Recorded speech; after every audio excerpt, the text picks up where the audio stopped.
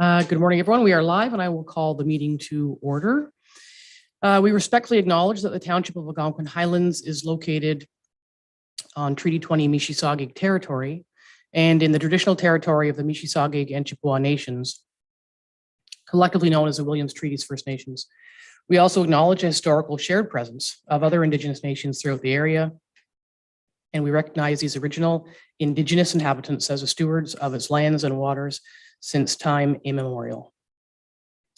For the agenda, item number 13A under fire reports has been removed pending additional information, so it will come back. So we will have an amended resolution for the agenda. Moved by Deputy Mayor Jansen, second by Councillor Shortreed. Be it resolved that the May 19th, 2022 council meeting agenda be approved as amended. All in favor? It's carried. Thank you. Are there any disclosures of pecuniary interest today? Seeing none, I have no remarks to make today. Adoption of the previous minutes. Moved by Councillor Barry, second by Councillor Dayu. Be it resolved that the April 21st, 2022 regular council and public meeting minutes be approved as circulated. All in favor? That's carried. Thank you. There are no public meetings, no delegations. Item number 9 is planning business. So we'll bring in Mr. O'Callaghan and Mr. Hunter for the zoning bylaw update.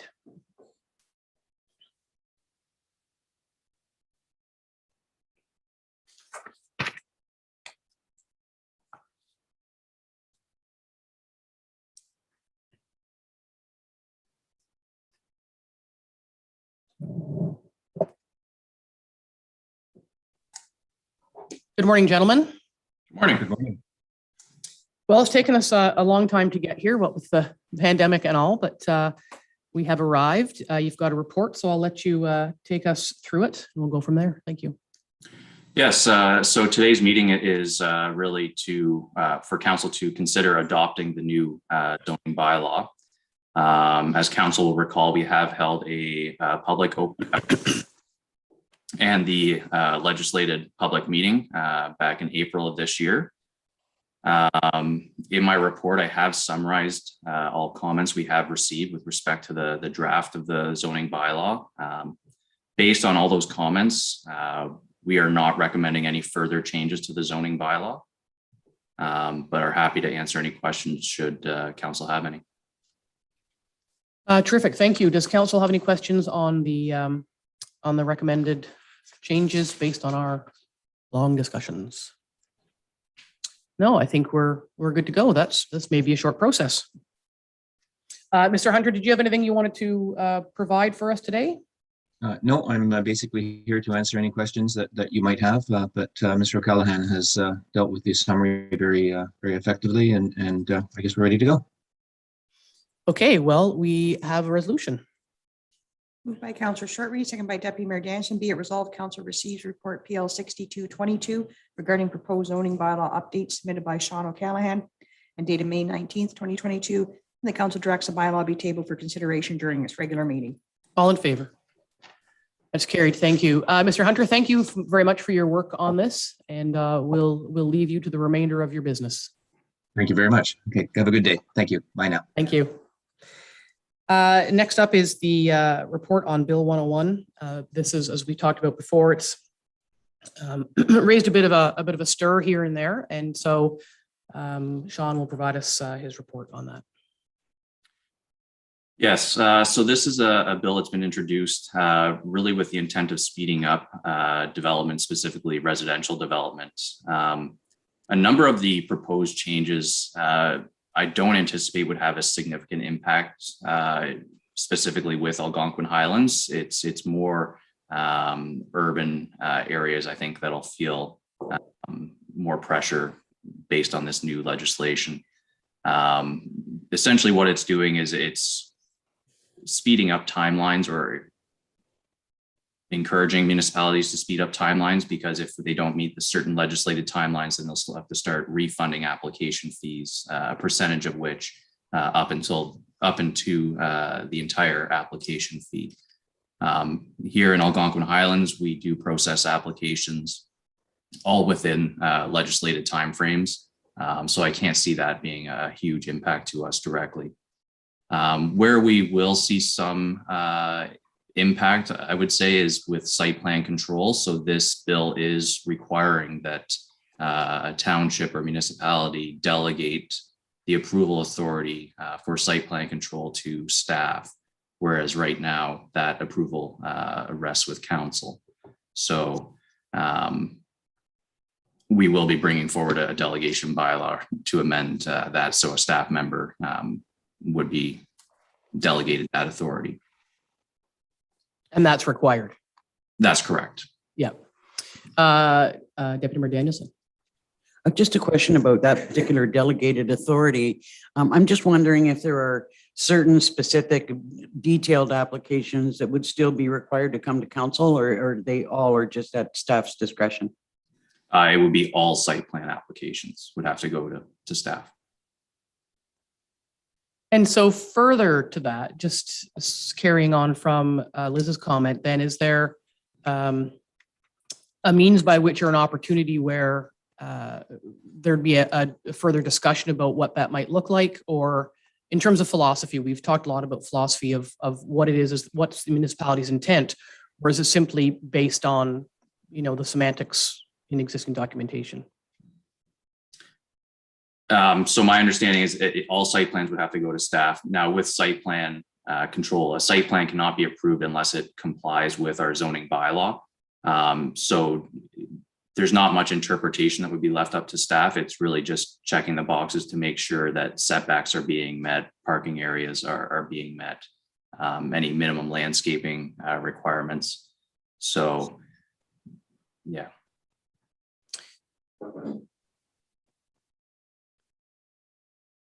We're all going to ask the same thing.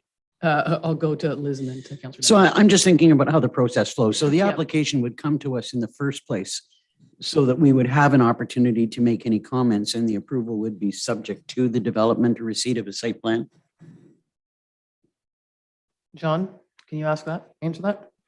Or does the entire process live on your desk? Yes, it would not be presented to council at all. It would entirely be within staff's responsibility. Okay, and so you've answered that in terms of it's a bit of a checkbox process. So my question was going to be, and I will come back to you, Councillor, to you, is, have we given this, and this is not meant to in any way, I just realized it's not meant in any way to insult the integrity of or ability of staff, but are we sure the zoning bylaw is the way it should be? I don't want to bring that up. You know what I mean? Like, we often talk about there's a difference between the philosophy that translates into documentation, that translates into approvals.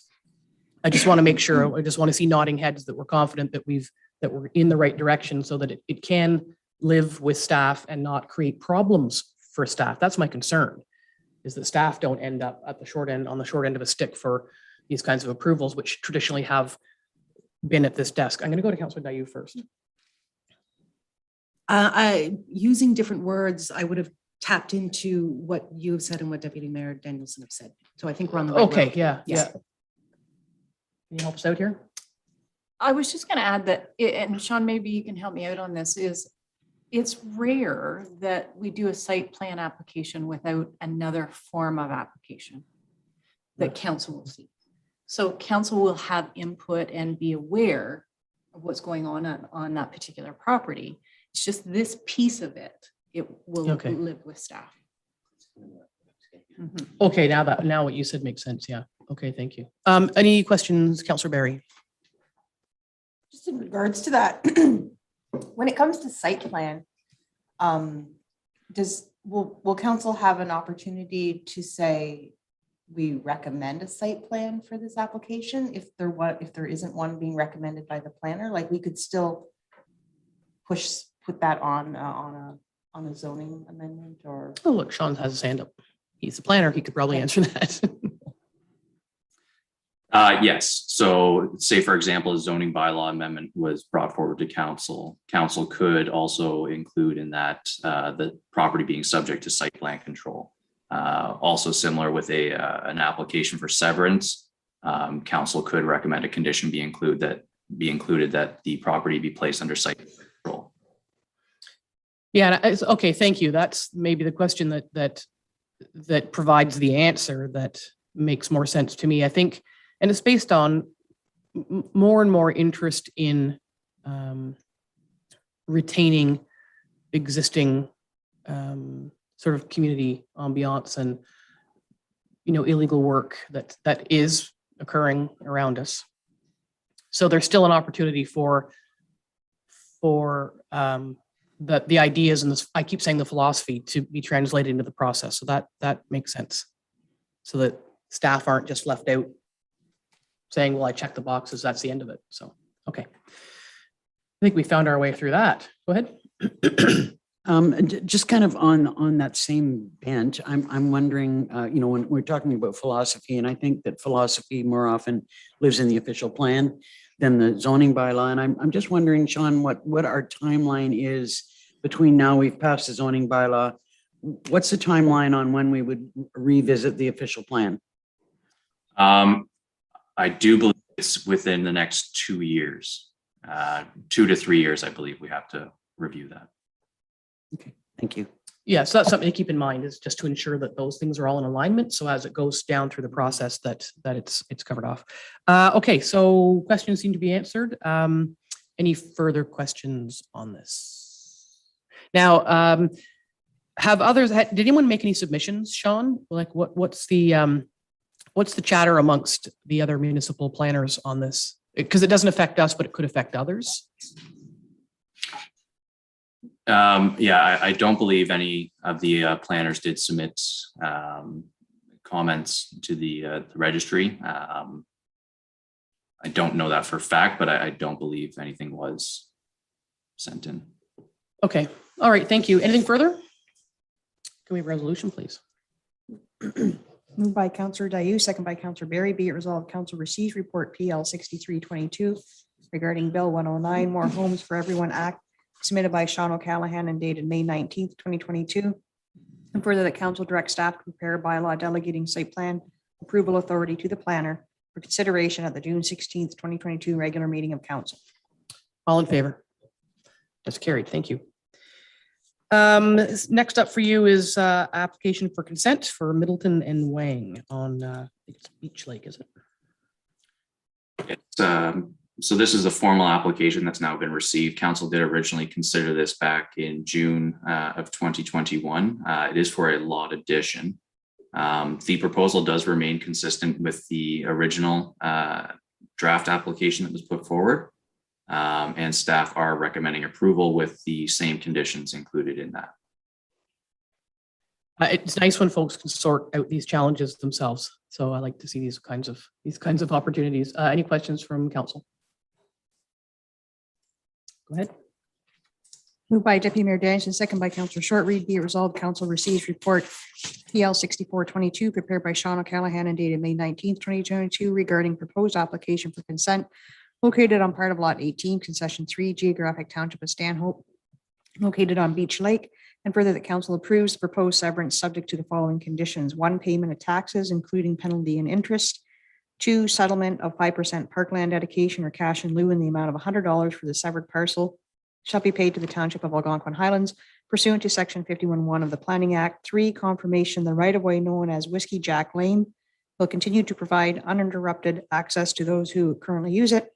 4, a copy of the draft reference plan be submitted to the planner of the Township of Algonquin Highlands for review and comment prior to the registration of the plan. And 5, that the severed parcel merge in title with the benefiting lands.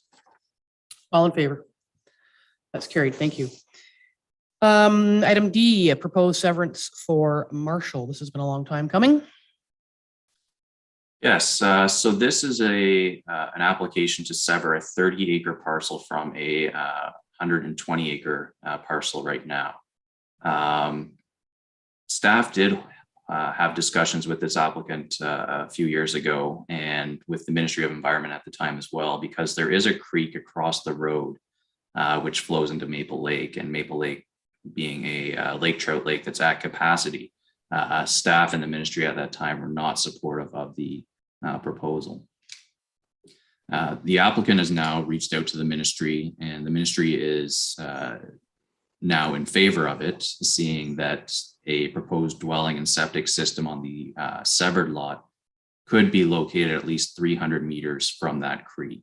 which would mitigate any potential impact to that at capacity lake.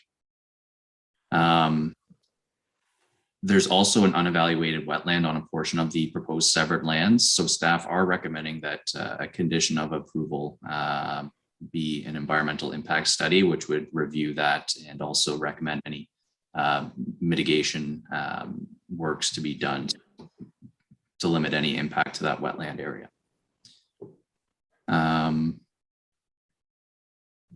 The lot does meet the minimum area and frontage requirements, and with the ministry now being in support of the application, staff would recommend approval in principle with several conditions, including the environmental impact study, as well as a site development plan, and a minimum setback requirement of 300 meters from the front property line.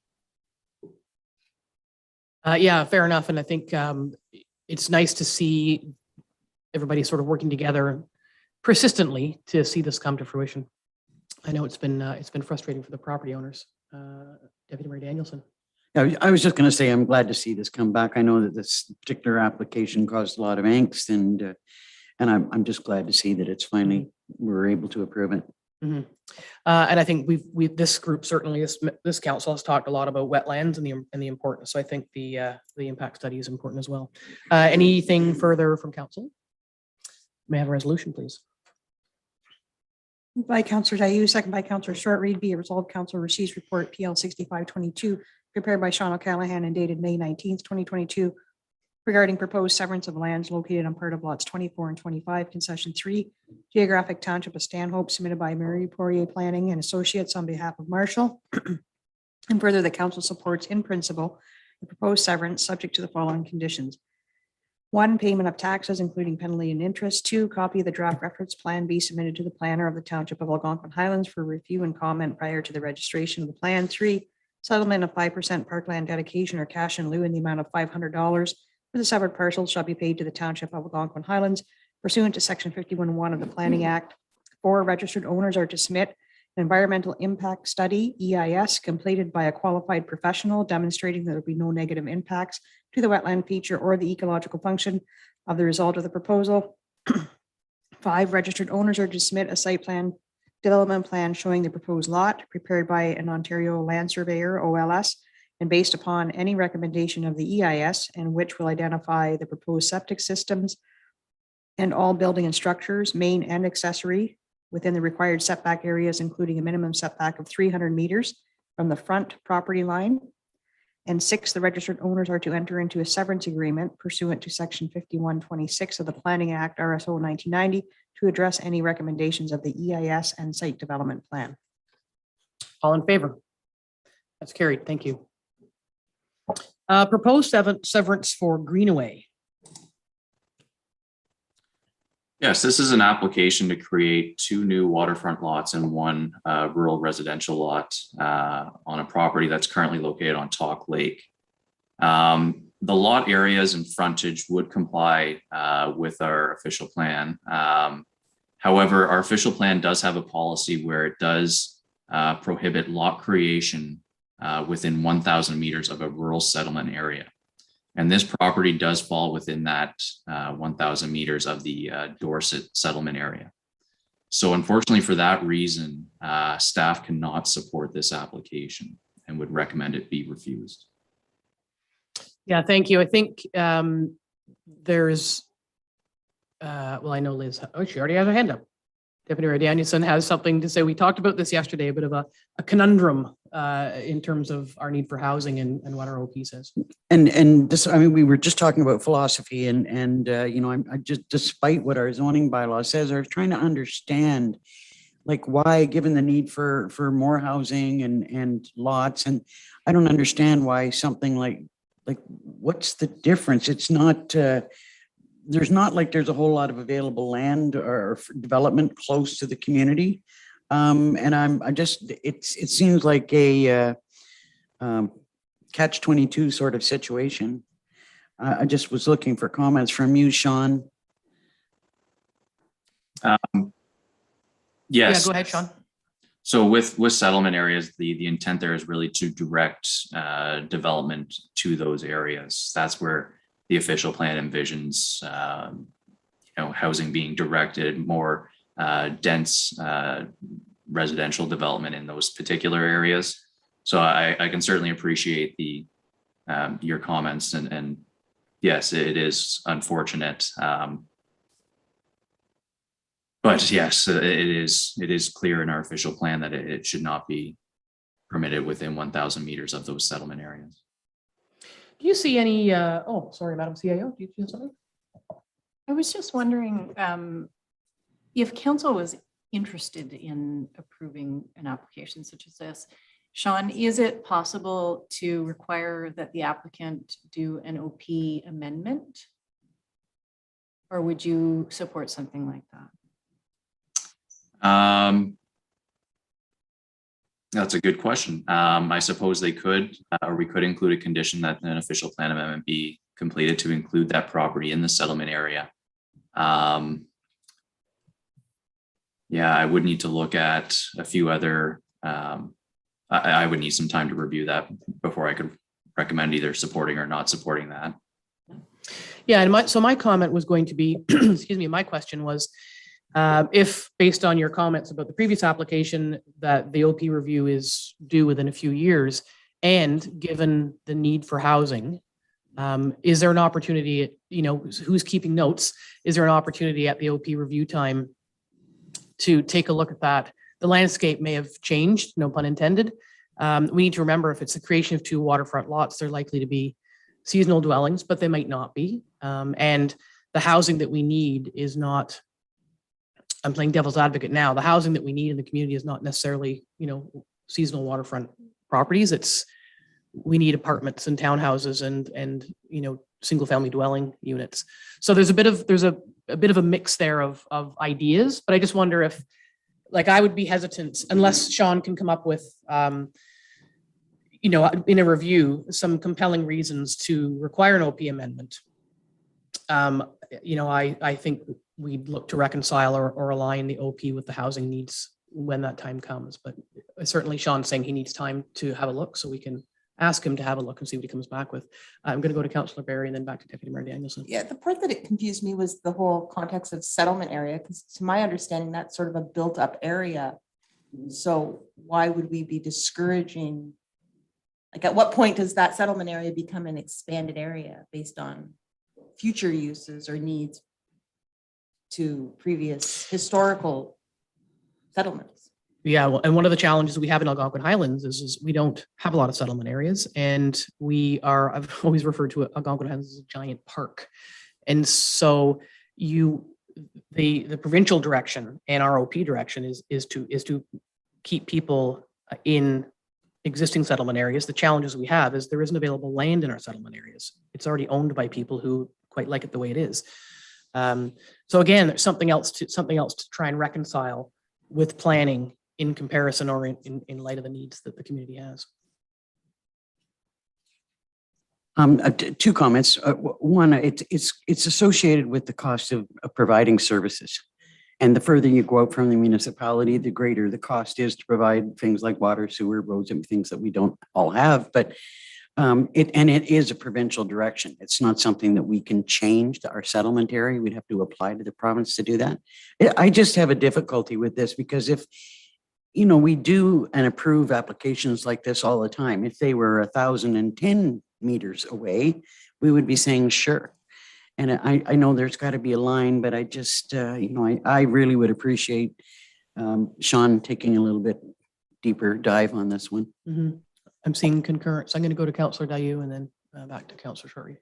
Thanks. I agree. I think this is a much bigger picture question than what the Greenway application is presenting.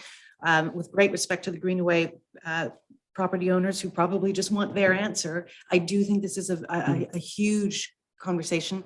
And I hearken back to our zoning bylaw conversations in which we spent a copious amount of time talking about things like granny suites and bunkies. And that was hard. There were no clear answers there. And that was one avenue to think about extending housing possibilities in our township, and we did look at it with that through that filter, but it is an indicator or a harbinger of things to come. We've got a really big philosophical conversation ahead to try to blend the need for housing, the type of housing that we need, and respect for the environment that we work so hard to protect in the zoning bylaw. It's a huge question. So I wouldn't be comfortable answering the question of this application without the broader piece in our mind. Yeah, and certainly there's the county's housing plan. There's targets that we're meant to meet, and we've always, kind of agreed that Algonquin Highlands is the least likely to be able to meet those targets because we don't have big enough settlement areas to have sewer and water and expand them in the way that Minden Village or Halliburton Village or perhaps Wilberforce or Cardiff could do, because those settlement areas are there. So Councillor Shortreed, go ahead. And I see Dorset as an exception too, because you've got Lake-Base Township through half of Dorset. You've got lakes on the other half and a highway and the tower. You're so limited to have a settlement area within that boundary because there's nothing there. Like, it's so minimal that there's nowhere to squish it in. It's impossible. So, Yeah, we have our, series of our villages are sort of series of rock bowls that are already privately owned. and then half owned by another township. Yeah.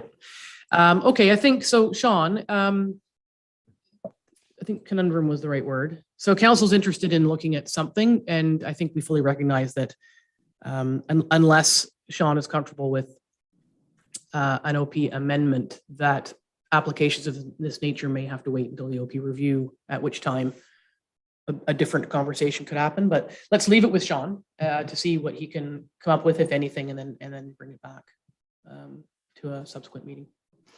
Just a comment about the applicants themselves. I mean, I'm sure that Sean's made them aware that there's a challenge here and that they would, at the very least, be happy that we're considering trying to look at solutions.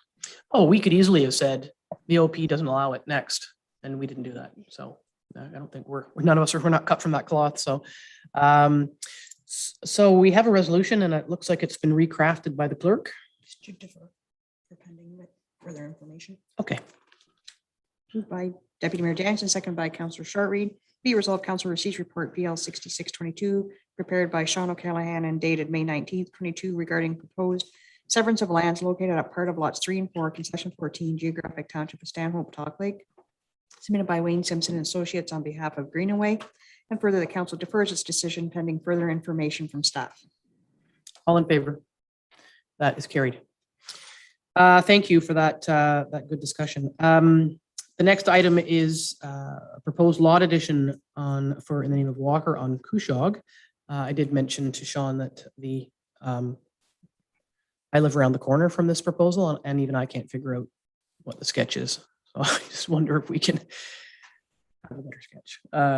Deputy Mayor Danielson. No, I'm sorry. I'll let Sean give his report first before I ask my question. Okay, go ahead, Sean. Okay. Yes, I do apologize for the lack of clarity with the sketch. So this is an application for a lot addition. It's a 5-acre lot addition that'll be coming from an existing 125-acre parcel of land. The addition is for a rural residential lot. The retained lot is currently a waterfront parcel.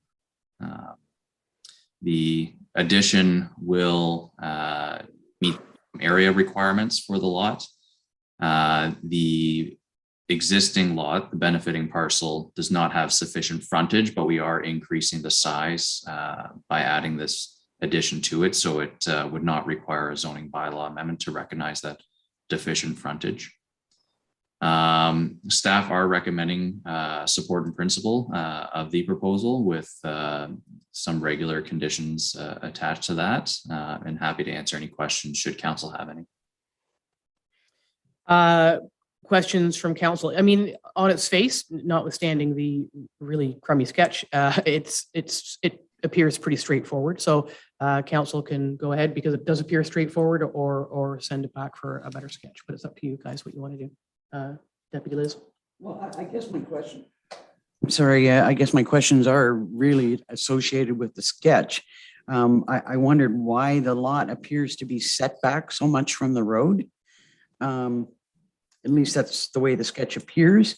And on the south, and I might be getting my directions wrong, southwestern corner, there's a something marked out, and I can't read what it says. It looks like, I don't know, gear portion, or I can't tell what that says.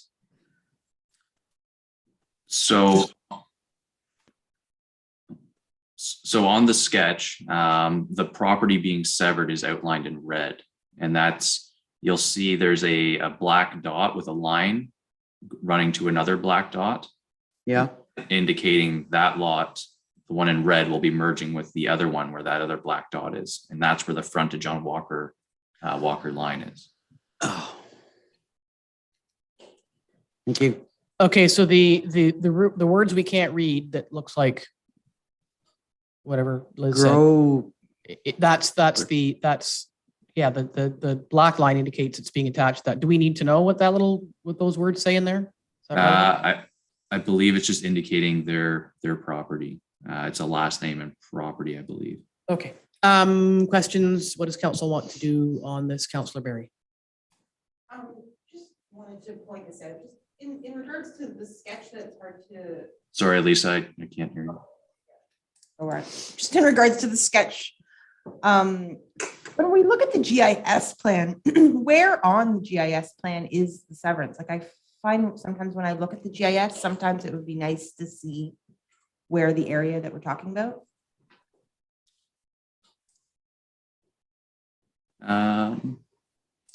Sorry, I'm just opening it. So the property outlined in red is the retained parcel. That's the large parcel.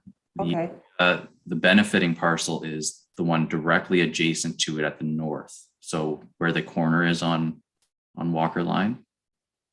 But it's, Oh, up but there. it's not outlined. Is that correct? No, the benefiting parcel is not outlined on this plan. Okay. All right. Okay, well, that makes sense for me then. I get it now, so. Just as a note, I find that often the case when I'm looking at the GIS. It would be really nice to see. Where on a large property it is, yeah. Okay, as I say, it is fairly clear cut, and in terms of what is being proposed, now we figured out where it is in the property. What would council like to do? Move ahead. Yeah. Okay, I think questions have been answered. We understand where it is on the map, and just if we can have an eye to better sketches going forward. We are a visual group, indeed, and we have a resolution, please.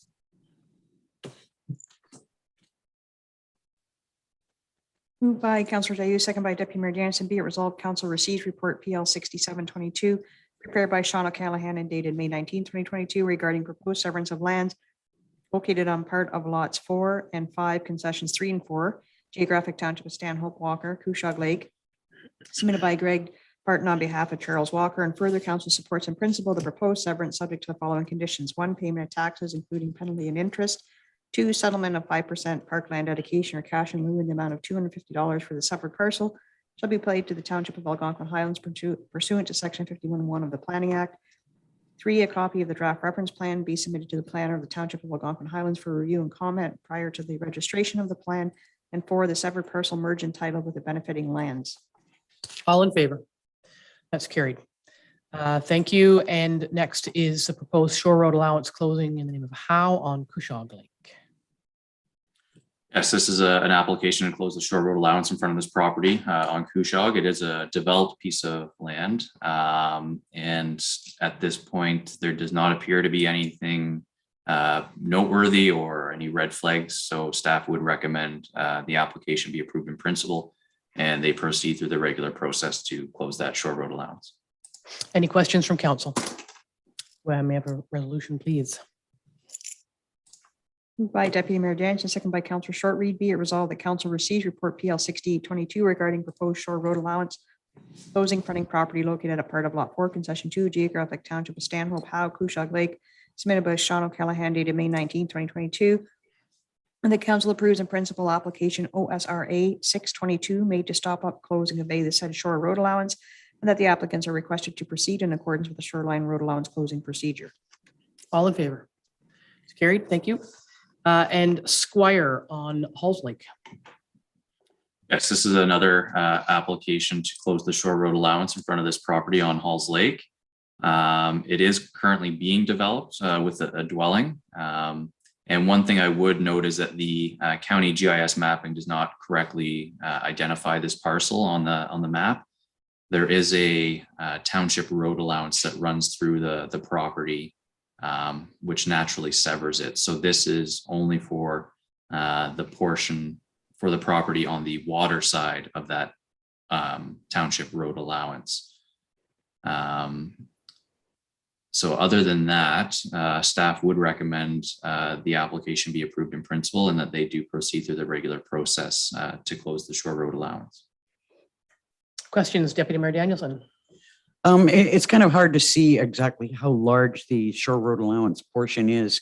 My question is, would this always be considered one lot, or is there any way that the parcel on the water side could be developed separately? Yes, so they are separate lots because we have a township road allowance running between it. So they would not be merged. Yes. And just to clarify, Sean, for council as well, that it's the waterfront side that is being developed, correct? That is correct.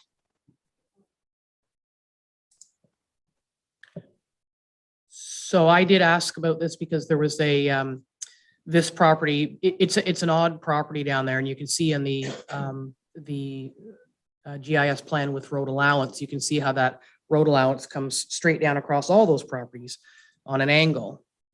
And that's where the little red rectangle is. That this property had made an application for, Sean confirmed, a license of occupation for the road allowance behind previously. Because there's an intent, there's an airplane hangar there. So is the intent to do something with the airplane hangar? They are building a house or a cottage on the property. Huh. It's a big property, and otherwise it's way up at the house. The existing house is way up at the highway. Ye of knitted brow. Well, I was just going to say, okay, so then they can have literally two houses on what really is kind of sort of one parcel, but not. Just anyway, I find it a little bit frustrating, but I think that. Well, it is, and I think, if we're interested in potentially looking for an OP amendment for housing on Talk Lake, then, notwithstanding that it may be seasonal residency, either we want more places for people to be or not. So there has to be, I think, a bit of a consistent application across there. Anyway, okay, so you have no concerns, Sean? Nope, they are separate parcels, so it's a separately conveyable parcel of land, and the site plan that they submitted with their building permit application did comply with setback requirements and with the zoning bylaws. So staff have no concerns with that property being developed or the shore road allowance being closed. And access will be off Hillcrest? Correct. Because there is I know that there is an old sort of path road that goes from the main residence down the hill to what is now the airplane hangar. Okay. A resolution, please. Moved by Deputy Mayor Danielson, second by Councillor Dayu. Be it resolved, council receives report PL 6922 regarding proposed shore road allowance closing fronting property located at part of lot 11, concession 9, geographic township of Stanhope, Squire, Halls Lake. The council approves in principle application OSRA 722 made to stop up, close, and convey the said shoreline road allowance, and that the applicants are requested to proceed in accordance with the shoreline road allowance closing procedure. All in favor? That's carried. Thank you. Ott and Bierma on Boschkong Lake. This is on the on Buck Slides. Yes, so this application was originally considered by council in October of last year. And it was coming forward to close the entire shore road allowance, but luckily our CAO, Angie, caught that with it being on the buck slides, we should really not be closing the portion of shore road allowance that runs along the buck slides. So I have reached out to the applicant and they are happy to leave that portion under township jurisdiction and only close the shore road allowance that's on the lake, as well as a small portion around the existing dwelling, which occupies the shore road allowance that runs along the buck slides, but it would not run down to the water's edge, so pedestrian access could still be maintained along there. So just looking for council support in that revised plan. Yeah, it's a very long-standing portage goes through there, not necessarily on this side, but yeah, Buck Slides has been a more or less a public place for 140 years. Any questions from council? Go ahead, please. Moved by Counselor Short Reed, second by Counselor Dayubi, be it resolved that council receives report PL 7022 regarding proposed shore road allowance closing fronting property located up part of lot 7, section 3, geographic township of Stanhope, Ottenby, Irma, Boshkong Lake, submitted by Sean O'Callahan, dated May 19, 2022, and that council concurs with the recommendation made in the said report and request the applicant to proceed with amending the draft plan to reflect the proposed changes as identified on the attached sketch to report PL 7022. All in favor? That's carried. Thank you. Committee of Adjustment minutes are next. Any comment or questions from council on these? May I have a resolution, please?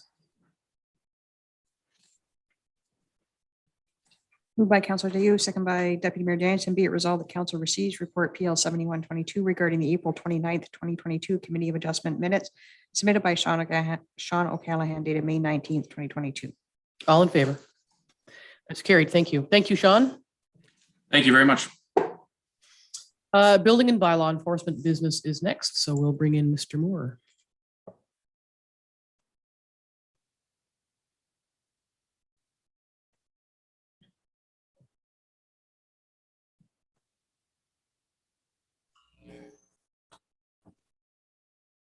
Good morning. Good morning, Mayor and Council. First up for you is monthly activities, and things seem to be ticking along. Anything you want to highlight for us? Nothing in particular. It's just a normal monthly activity report. Looks like we've got a few more million in construction value and about 39,000 in fees. So it's been a good month. Yeah, that's terrific. Any questions on this report, Deputy Mayor Danielson? No, I just wanted to say thank you for breaking out the types of applications that we've been receiving. I find that really helpful. Very good. Councillor Barry. I wanted to echo that as well. I think I requested that. Can you jog my memory? I know I should know this, but what is a SFD? Oh, sorry, a single family dwelling and a single family vacation dwelling. Okay, thank you. I didn't know the difference between the two. Thanks. Anybody else? Resolution, please. Moved by Counselor Short Reed, second by Deputy Mayor Danielson, be it resolved council receives report BLDG 522 regarding April monthly activities submitted by Greg Moore and dated May 19th, 2022 for information. All in favor? It's carried. Thank you. Next is just a sort of a general discussion to set the stage for next steps on the septic reinspection program. Of course, it ends this year. We had committed, I think it was during projects and priorities, that we would have this conversation around this time of year to talk about what could, should, might happen with the program going forward. So I don't know, Greg, if you want to start by just, do you have any thoughts on what might happen? Do we need to check with WSP, or what are your thoughts on what the township should do next with this program? As far as the current program goes, I know that the administrator of the program has just let me know that that we are following up on the property owners from 2020 remedial action. The 2021s will be coming soon. 2018 and 2019 follow-ups is ongoing and possible orders to be issued on that front. But other than that, I mean, this has been a lengthy process for sure. And hopefully it does wrap up this year, this current program. But is the question more around what we're going to do going forward, like another program? Would you like to do another back-to-back? Is that council's desire? Well, we don't know yet. That's sort of the conversation is at the front end, we committed to a 5-year program and here we are. There's no question that the follow-up will continue. It's unfortunate to hear that there may be a requirement for orders to be issued for some outstanding ones. So yeah, the discussion is around what would council like to do. It's like painting the bridge in Sydney, Australia. As soon as you finish painting one, you finish it and you start at the beginning again. Does council want to, wait 1 year, 3 years, 5 years, or start immediately? I would wonder that people who are in zone 1, which would include me, might balk at another $200 5 years later. I think that's what we might hear. So, and I know, and I can tell that Deputy Mayor Danielson has something to say about this. Thank you. I do. I feel really strongly that we need to continue this program. I think that we can do it a little bit differently than we have been doing it. Obviously, we've tackled a big portion of the work that needs to be done, and that's what made it such a huge project. Given what we've been hearing at the county level about shoreline preservation and protection of our lakes, we've heard so many people say, you need to be looking at septics. You need to deal with septics. It was just a consistent thing. And I think, first of all, I don't think it would be well perceived if we stopped. I would like to see us work on develop a new program that would be a go forward. And that depends on, to your comment about, well, I'd be having to pay another 200 and whatever dollars all over again. But there's got to be some threshold where you've had an inspection done and you're kind of good to go unless something dramatic happens for, say, I don't know, I'm just going to pick a number out of the sky, 10 years. We started our program with everything except those properties, I believe, that were 5 years or newer. So we've got that 5 years to cover, and now another 5 years and all the developments that have taken place since then. So I think that there's an opportunity for us to continue, as Greg said, to follow up on those problematic properties that we've run into so far, and to have a somewhat reduced program going forward to look at what hasn't been covered by this last program. Or properties that might have been okay because they're 10 or 15 years old, but are now the 5 years older again. Right. So a staged approach, instead of just a blanket approach from day one, section 1, then try and find a way, without making it really complicated, but try and find a way to address the older ones sooner. And then it reminds me, I wasn't around then, but there was a time when everybody had to get their license plates. My husband told me this, he's a lot older than I am, where you had to get your license plates at the end of the year and everybody had to line up, and then they moved it to your birthday. So it's almost like, the age of your septic system can participate or be part of what dictates when you get your next inspection. And that would spread it, to your point, that would spread it out more reasonably over a longer period of time and ensure consistency over the long term. So that's what you're looking for? Yeah. Yeah. And I mean, it just goes to what is that threshold? And that's kind of the technical piece that we need. And I really believe that our public will be pleased to see that we're continuing. Well, some of them will. Some of them won't. Well, but it's to say, it doesn't matter what it is, whatever we decide, there's always somebody who's upset about it. So Councillor Dayu, your thoughts on how to approach this? Thanks. I agree. I concur completely. I concur, and a slight variation on that theme. I would be really interested to review at a certain stage the more conceptual or philosophical relationship between lake health and municipal policy. Julie and I came on board at the beginning of this term, having missed the conversation that went into setting up the septic reinspection program. So I don't know what was said at that time or what considerations were brought in. I'm sure it was a fruitful and fulsome conversation, but I'd like to know what else, or what about septic, or is there anything that we've learned from this last experience that might inform what we do going ahead? I know that at our last report from WSP, we did pose the question: what are the great takeaways? What is it about Algonquin Highlands that we should be aware of, so we know how to direct public education programs or whatever it might be. And I'd like to go back and review those reports and maybe chat to WSP, find out more concretely what those lessons are, and then see what else we might be able to fold into, an onward campaign to make sure we're hitting all the right spots. Yeah, I think that's really important because there are lessons learned and there were a few stumbling blocks through this past 5 years when things occurred. And very often it was the public who said, this happened on my property or this didn't happen on my property. And it was our first program. And there's much value in learning from what we learned to build a better program going forward. We are the only municipality that has successfully implemented and stuck with and now about to complete a program over the 5 years. So that's important that we've been able to achieve that. So I think it's a matter of talking to WSP, bringing back more information and having that bigger conversation. The program will end, I guess, when the snow flies or when they can't inspect any further this year. So there will be the leftovers. They will continue to be pressed regardless. So yeah, looking for this side of the table, Councillor Barry and then Councillor Short-Reed.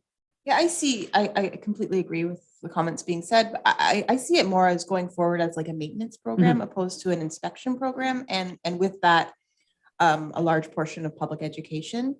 And I always found it very fascinating when WSP did their end of the year sort of summary, and there was those condensed areas with the colors of how lakes were being impacted by those areas. So I think that's where I'd like to see the transition happen. And if there's any opportunity for collaborations with other townships going forward, I think maybe inspections could be a local economic opportunity. I don't know. Just a thought. Yeah, I mean, I think, listen, I shifty eyes, certainly through the, conversations around the shoreline and the service delivery review at the county table. It's been raised a number of times that there should be a county-wide septic inspection program. Until or unless that occurs, we should still continue on ours. And I think calling it a maintenance program is really important as well. We've replaced a lot of metal tanks. I think we've addressed a tremendous number of problems that were the problems that the public wants us to fix. And I believe that we've done that or are continuing to do that. So a maintenance program over a staged process over a longer term with those thresholds identified is probably the way to go. I'm going to go to Councillor Short-Reed and then back to you. And like you said, we've learned a lot, but I think the property owners have learned a lot too. I didn't think I'd learn anything and I did. So I think if we do a modified maintenance, I think people will be more acceptable of it because they've learned from their inspections. Yeah, and keep the education. I think the education is going Exactly. so that people will be Get their tanks self-starters. Yeah. pumped, so on and so forth. Yeah. Yeah, I'm going to go to Liz and then back to Lisa. I like the idea of to some extent calling it a maintenance program, but I have warning flags come up in my head if we just say we're calling it, maintenance. Because it's not just maintenance. There's new properties, there's full-on inspections and, I mean, if it's maintenance of anything, it's the overall health of the municipality. But just sort of the maintenance part comes to me in following up on some of those properties that didn't quite meet the requirements of their inspection. Who was over here? Lisa Berry. I think the fact that we have a full, just about by the end of this year, a full inventory of where we're at. Yeah. Is the biggest asset from the whole experience. I agree. So I think, do you have anything you want to offer to that, Madam CAO? No, I don't think so. I think we can take away and have those conversations with WSP around what that might look like. I guess from a staff perspective, we may need sort of a gauge from council around, is it the 10-year mark that council might be looking at? Is it 15? Just so we can sort of. Oh, for the threshold. Yeah, the threshold. Yeah. I don't think that's ours to decide. I don't think we would know that. But Yes, But council did set that for this program. that's true. Okay, so can we ask then that, just further to Councillor Dayu's point, she's right that she and Councillor Short-Reed came in partway into the program and didn't have benefit of the initial setup. And so I know it's a bit onerous, but can we have a can a report come back that is a bit of a summary of how we got here?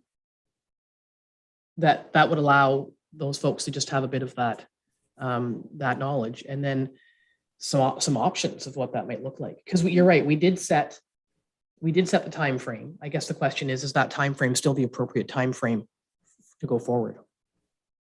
And I mean, I don't think that's going to come to the June meeting. I think it's an awful lot of work. But go ahead.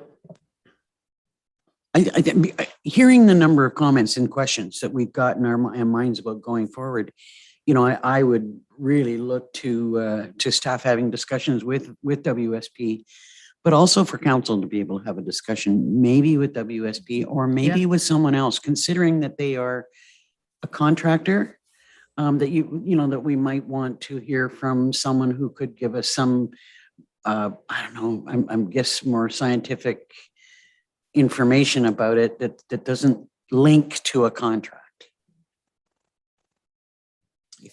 If that makes sense. Well, it does. It does. My concern with that is I think there's a limited number of folks who might fulfill that role. And there's controversy in the community over how to pump like level 1, 2, 3, and 4, lid off, lid on, pump empty, pump full. So there's part of the conversation is whatever council is going to do going forward, we have the inventory that Councillor Barry has mentioned, which is absolutely an asset, but based on a decided upon level of inspection.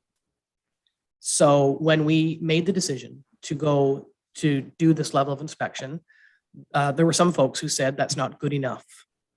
And I would be hesitant to bring in anybody or to consider the go forward to be a more onerous inspection, unless it can be, because what happens then is people say, well, you saw this in another municipality, well, they only had to pay 179 and I have to pay 225. So you have to be careful about that balance. I wasn't thinking about that part of it. I mean, I was just thinking, gosh, are we really qualified to determine what the threshold is? At what point does a septic system need to be re-inspected? At what point could it fail? I would ask the installers. Pardon me? Installers. Maybe it's installers you're looking for, who would know the life cycle of systems. But we can ask staff to figure out who's best to either provide that information in writing or to speak to us or whatever. I think we're high level enough that we need staff to drill down a bit and say, this is what we propose. Now, how do you like it? And then go forward from there. I don't think we're in a huge rush. The outstanding inspections will continue to be addressed regardless, even if council said, right, that's it, 5 years is over, we're never doing it again, which we're not doing. That follow-up would still continue, and who knows how long that would take, because as Mr. Moore has said, there's possibility of some orders being issued against those properties, which is, unfortunate. Councillor Barry. I still am interested in what that would look like as far as public education, because if say there isn't an inspection needed from the people that were at the beginning of the program, but you would want to have reminders hopefully in place that people are still having their septics pumped out at a regular basis, and that without maybe inspecting that they've done that, if you have a fairly new system, you still have to maintain it. That's kind of where I see. Well, that's something that the Environment Committee isn't meeting yet. We've put that off until the new term to reappoint that group, but we do have a communications coordinator. So that's something that we could say, develop an education program. There's innumerable sources he could speak to get that information and share it out. I'm just thinking the education piece is really important, because despite all of the work and all of the information that's out there about septic systems and how they need to be maintained, there are still people that have some very bizarre ideas about what needs to be done to keep their system working. Or not done. Right. Yeah. Okay. Well, I think staff have more than enough. I think we're headed in the right direction. That I think what I've heard is we're not going to, in 2023, we're not going to start at section 1 and do the whole exact same program all over again. We're looking for a modified maintenance type or progressive program going forward. So we said we've got up on the plane and now we'll keep going. Go ahead. Just because the idea originally started with me, I wonder if I could speak further to your request that staff come back with a bit of a historical review on what the previous conversation was.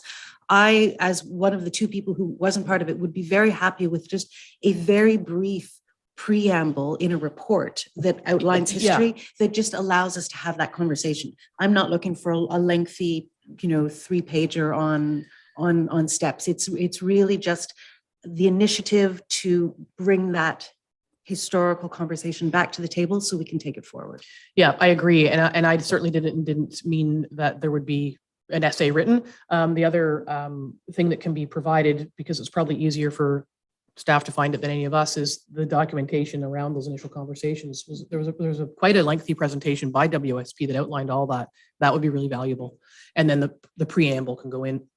And the preambles are really important to keep that corporate history moving. So I think it's important that you raise that.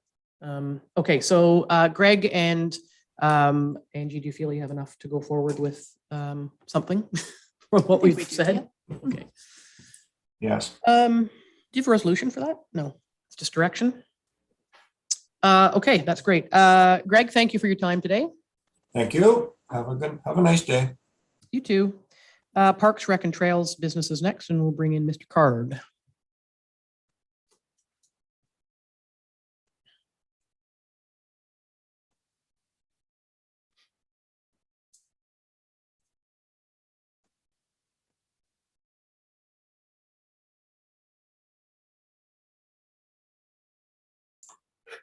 Good morning, Chris.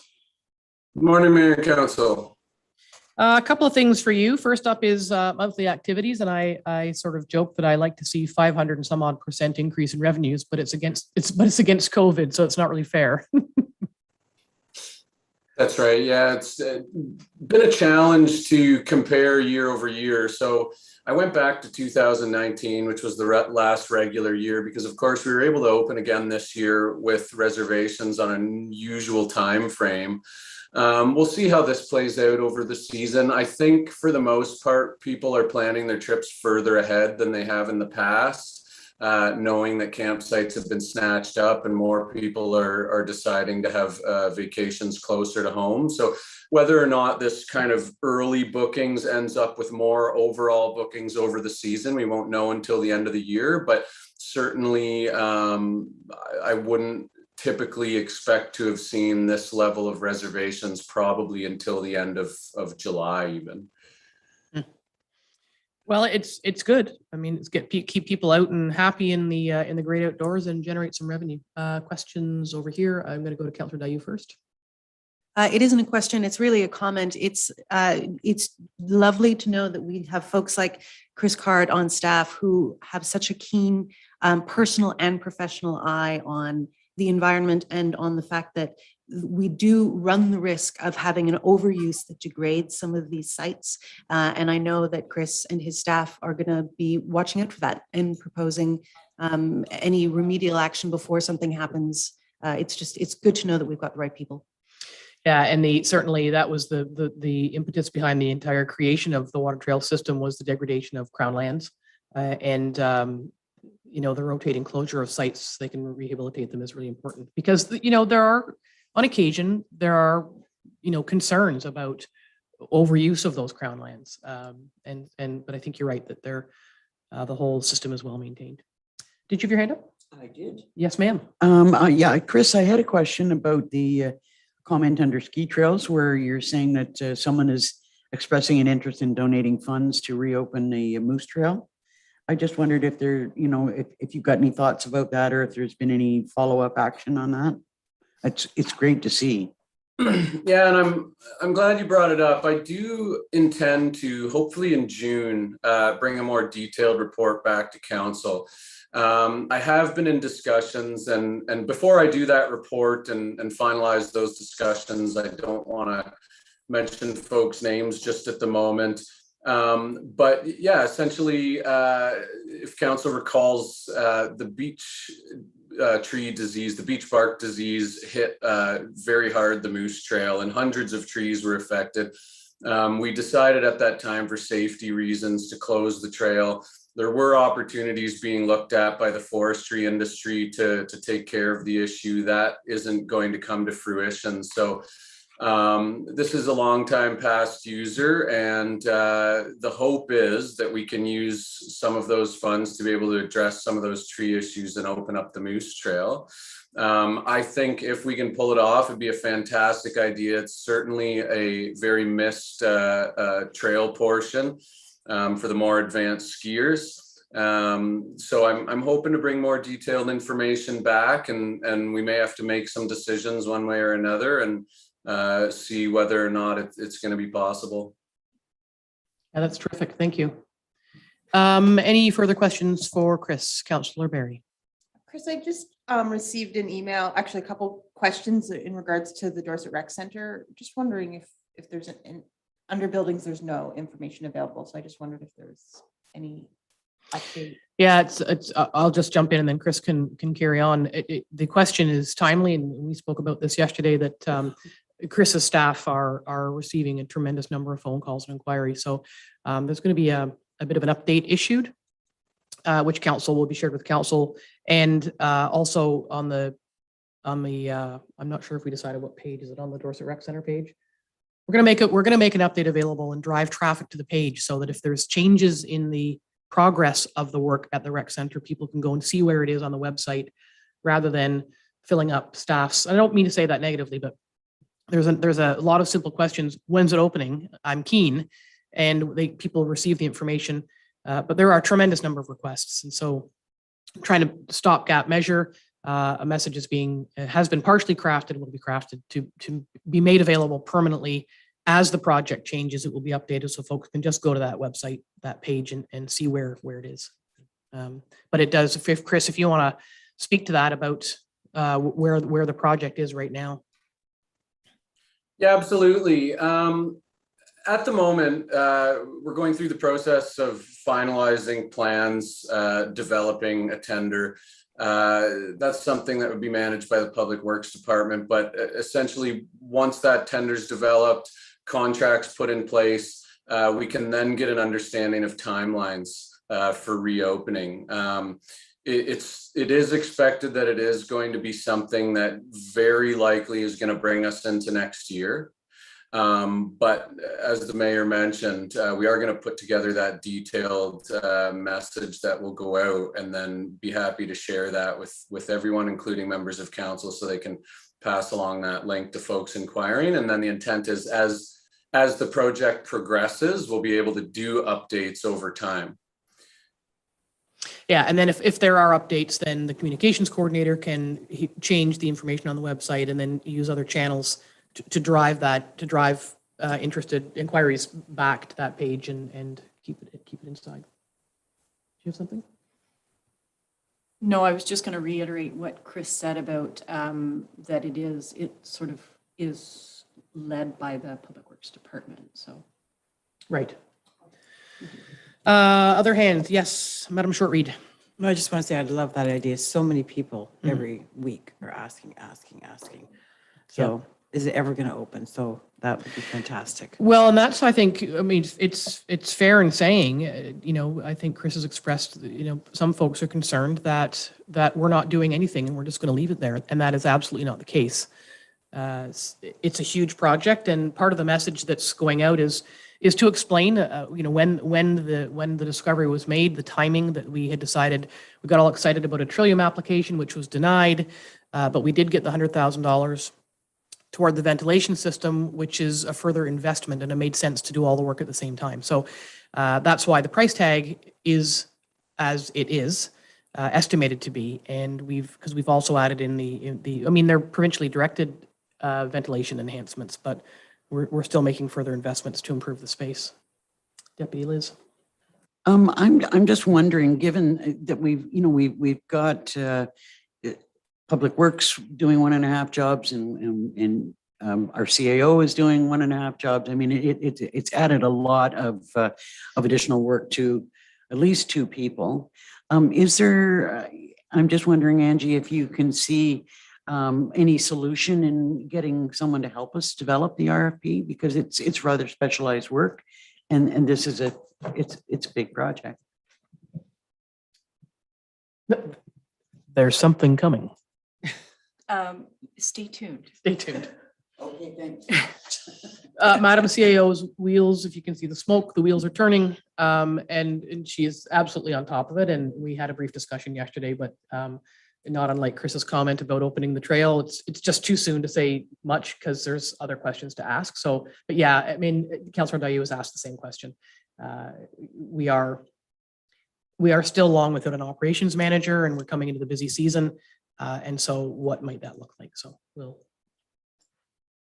it's with the CAO at the moment. Go ahead. And just to add to that though, as a result, there may be a need for a special meeting. So just keep that in the back of your mind. Don't leave town. No, it's definitely in the works because it needs to be addressed. Anything else for Mr. Card on activity report? Just lost track there for a minute. If I could mention one thing, we've had very good uptake on registrations for our soccer program, which is fantastic. Everybody's excited to see that back up and running. We are still looking for volunteer coaches. We have had a number of people step up, which we're very appreciative of. But the more hands, the better. So just if there's any interested folks, please pass along the information. They could get in touch with our rec coordinator, Sandra Rogers, and we will be providing coaches certification, training, and all of that. It's also a great opportunity for high school students looking for their volunteer hours. Yeah, we can certainly ask Chad to circulate that again. I know it's been on the township social media channels, but we can put another push on that, I guess. That would help. Anything else for Chris in regards to the monthly activities and all the excitement there? Resolution, please. Moved by Councillor Dayu, second by Councillor Shortreed. Be it resolved, Council receives report PRT 13/2022 regarding monthly activity report for April submitted by Chris Card and dated May 19th, 2022. All in favor? It's carried. Thank you. Next up is minutes from the Oxsong Lake Community Center. It's nice to see these kinds of minutes back on the agenda after so long that folks are convening and getting organized. Chris, I know you're the department head that doesn't attend the meetings, but is there anything that you want to say about these? I'll just echo that it's great to be able to get everybody back together. I think there was a lot of excitement, as you mentioned. I wasn't there myself, but from the report I got from Sandra, everybody's very keen to get back up and running on things. Their first order of business, of course, is getting things in place for the Canada Day celebrations, which are fast approaching. We did have one longtime member, Jan Woods, who has given some fantastic contributions over time to the committee and the center and just the community in general. And the committee was discussing, and I'll pass this over to the councillors that were there through you, Mayor, after this, but committee's looking for opportunities to recruit new members for that position. Yeah, and we are seeing, as a couple of the committees are starting to reconvene, that there are definitely some folks through COVID who have found other ways to occupy their time, and so it's not uncommon that we've lost some volunteers along the way. I would look to Elisa and Jen, but particularly Jen, because it's your turf. What are the good folk of Oxsong thinking about the committee being reconvened? Yep, great. Everyone's delighted that Canada Day is coming back to Oxsong Lake. We've made excellent strides in getting that back up and running with some changes in what we're going to do. We're going to rejig it and try some new things. And I think we'll probably see that a lot across a lot of our committees. Is just, hey, let's reinvigorate and maybe try some stuff that we haven't before. There was a brief conversation about recruiting new members, be it in the new term or whenever that process naturally happens. And it has been noted by a couple of different people that there are folks thinking up in Oxsong Lake who are cottagers who would love to be a member of the committee, but perhaps aren't able to because their permanent residence is in Toronto or wherever, and they're only up in the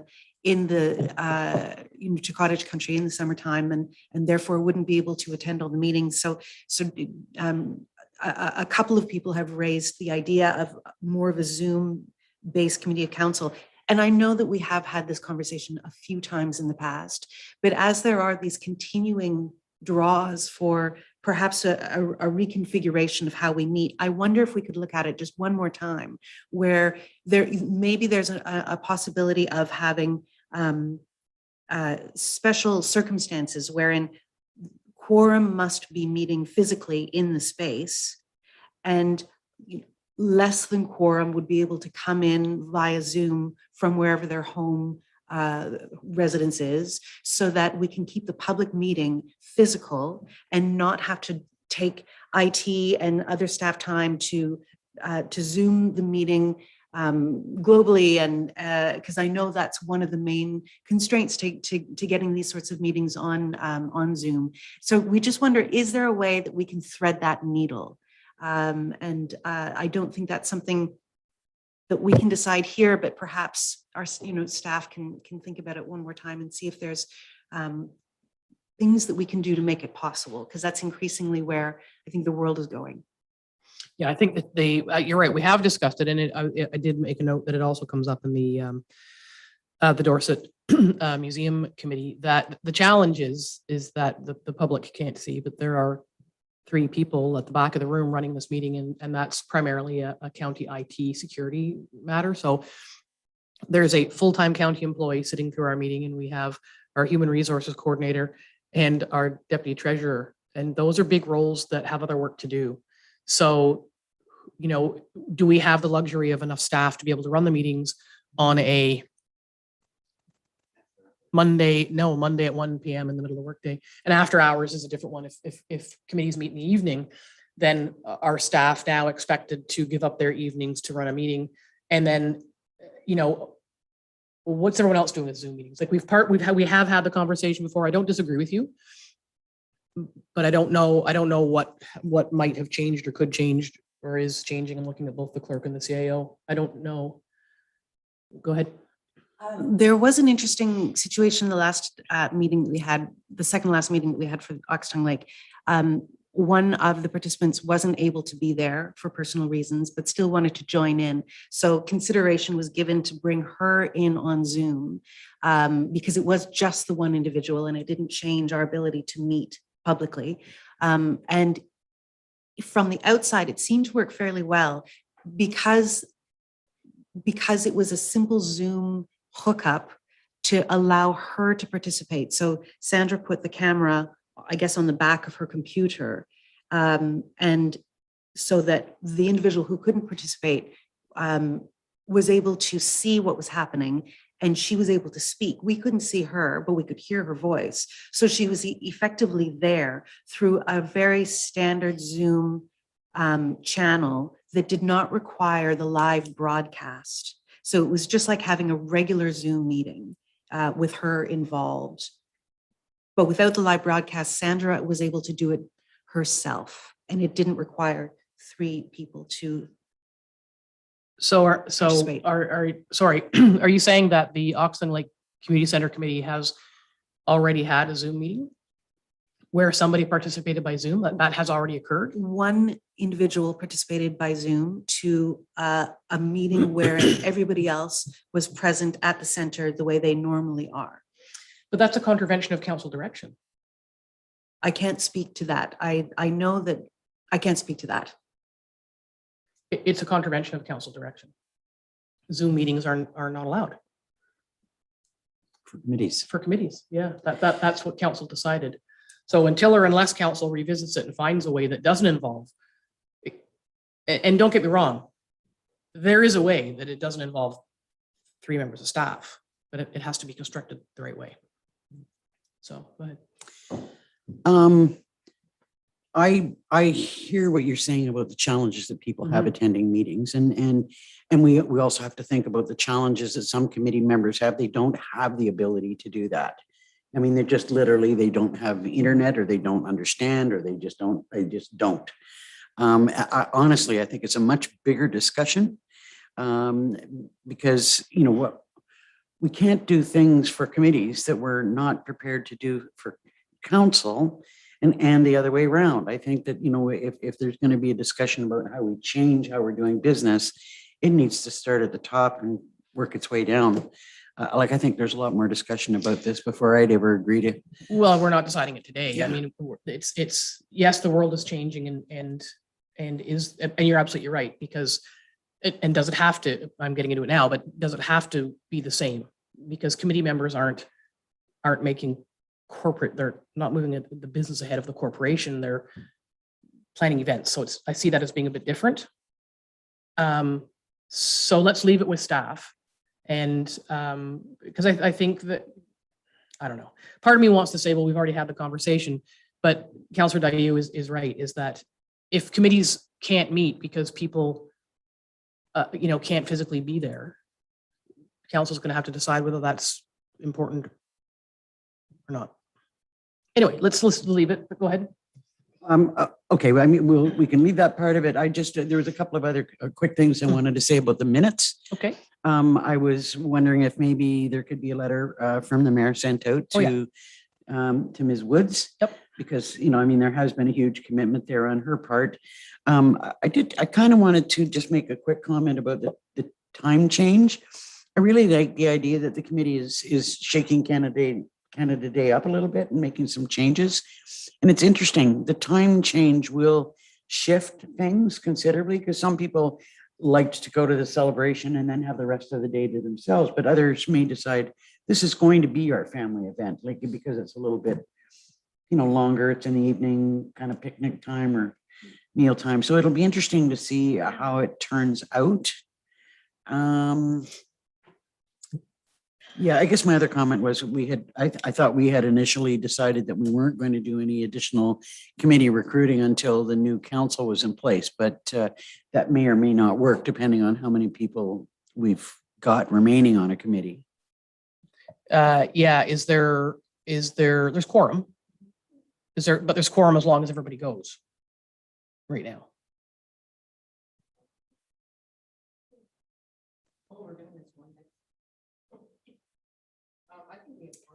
Mhm. There's Yes. quorum with room for one to be absent. Okay. So, well, council did already talk about leaving the new appointments to the new term. So as long as doing that doesn't mean that folks who want to meet can't meet because they can't get quorum, then we can stay with that decision. But if it ends up affecting the folks' ability to meet who want to meet and get back together and get doing things for the community, then we could revisit that. Councillor Barry. This isn't from this specific draft minutes, because we've had another meeting since then. We just met this past Monday. But one of the things that came at our last discussion was just talking about Canada Day. And one of the questions that was raised was, would it be possible that the playground would be in place? And I thought this would be a good opportunity to see if that's a possibility. Mr. Card. I don't know where that stands. I can't remember where the playground stands. We talked about it so long ago. I've long forgotten where that project stands. Sure, yeah. So there hasn't been a playground planned. There's been discussion for replacement of the swing set that was removed. We opted to apply for a grant opportunity, which has been submitted, and we're awaiting word on that. So no, it won't be in by then, and it will be pending the grant opportunity and the outcome on that, and then further council discussion if that were approved or denied. So the short answer is we're waiting. Yeah. Okay, anything else? So this is good. We ended up having a bit of a committee-wide discussion based on these minutes, but that's good. There's some things to address there. Anything further on these specific minutes of this group of folks? We'll have a resolution then. Moved by Deputy Mayor Danson, second by Councillor Barry. Be it resolved that council receives the Oxsong Lake Community Center committee meeting minutes as information, and that council acknowledges with regret the resignation of Jan Woods from the committee. All in favor? That's carried. Thank you. It is 10:24. We take a break, looking for nodding heads, and we can come back in 15. So 22. Okay, we are recessed.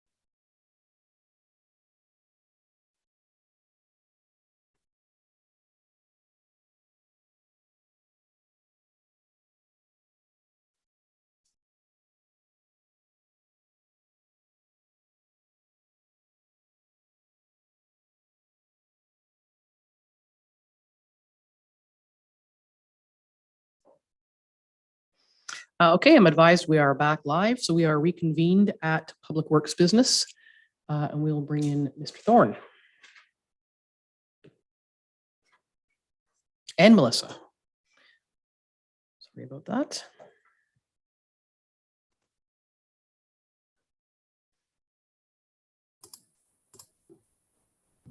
Hello, everyone. Good morning, Adam. We're just waiting for Melissa to join us.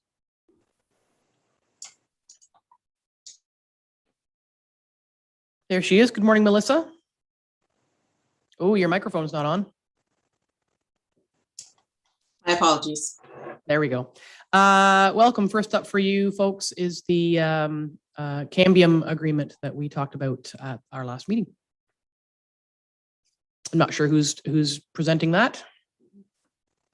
Yeah, if this is just follow up to the resolution passed by council at the previous meeting.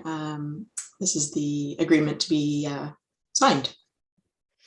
And it covers off everything we want, obviously, and you're good to go with this. Yes. Does council have any questions on the proposal from Cambium? Deputy Mayor Danielson. And my apologies if this was brought to us previously, but I just found myself wondering what the, if you know what the percent increase is from their previous contract to this. I know that we've got the rates, but I couldn't see what the increase was.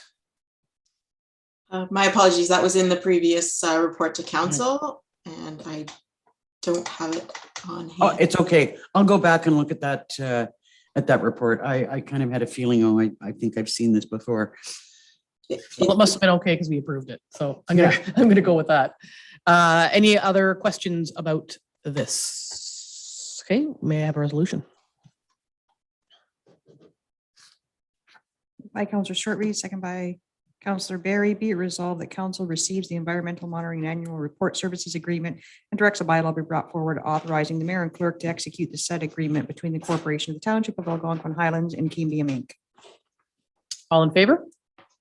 That's carried. Thank you. A verbal report on the Household Hazardous Waste Day Collection Services Agreement. Again, it's just, there has been an item that's hit the agenda as many times as this, I think, the collective household hazardous waste thing.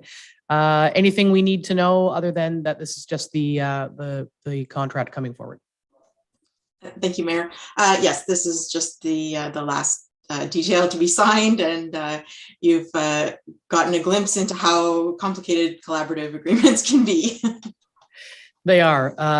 It's like the duck. It looks all smooth on the top end, but it's working like crazy on the bottom end. Any questions on the contract with Buckham? The first collective hazardous waste day under the agreement has been held, so that's good news. Hopefully we'll hear more about those details. Go ahead, please. Moved by Deputy Mayor Danson, seconded by Councillor Dayu. Be it resolved, council receives the Household Hazardous Waste Day Collection Services Agreement and directs a bylaw be brought forward to authorize the mayor and clerk to execute the said agreement between the corporation, Township of Algonquin Highlands, and Buckham Transport. All in favor? It's carried. Thank you. Thank you, Melissa. Thank you. Am I permitted to just jump in with a quick comment? Yeah, absolutely. Please go ahead. Enlighten us with something. We had our first collaborative event in Torrey Hill last Saturday. So that was hosted by Highlands East. And they did have a couple people from outside of Highlands East attend. And this coming Saturday will be our first collaborative event in Algonquin Highlands at Maple Lake from 1 to 5. So the entire county is welcome to attend. And just to clarify, that's not an event. That's to bring your household hazardous waste. You just kind of couched it like it was a party between 1 and 5. Although some that's right. Yeah, I was going to say some may think it is. No, that's good. And I think, yeah, I'm looking forward to at the end of it all to see how it went. And, you know, so much work went into the idea, and it is a good idea. How many people have cross jurisdictional access. That's what I think we'll all be interested to see at the other end of this.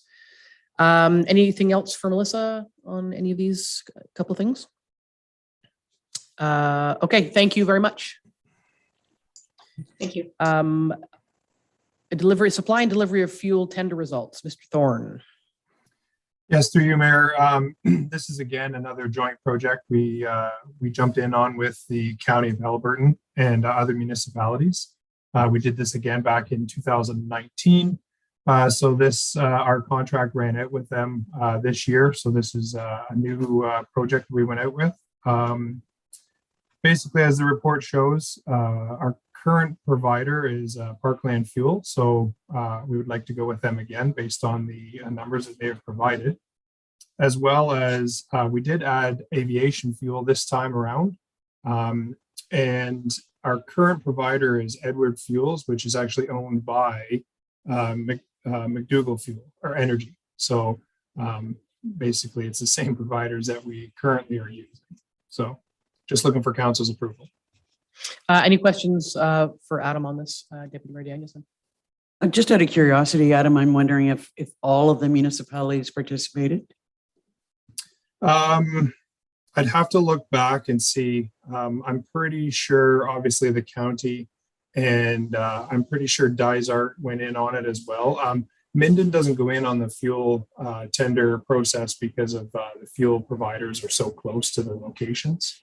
But I'm pretty sure it was Dysart, obviously the county, ourselves.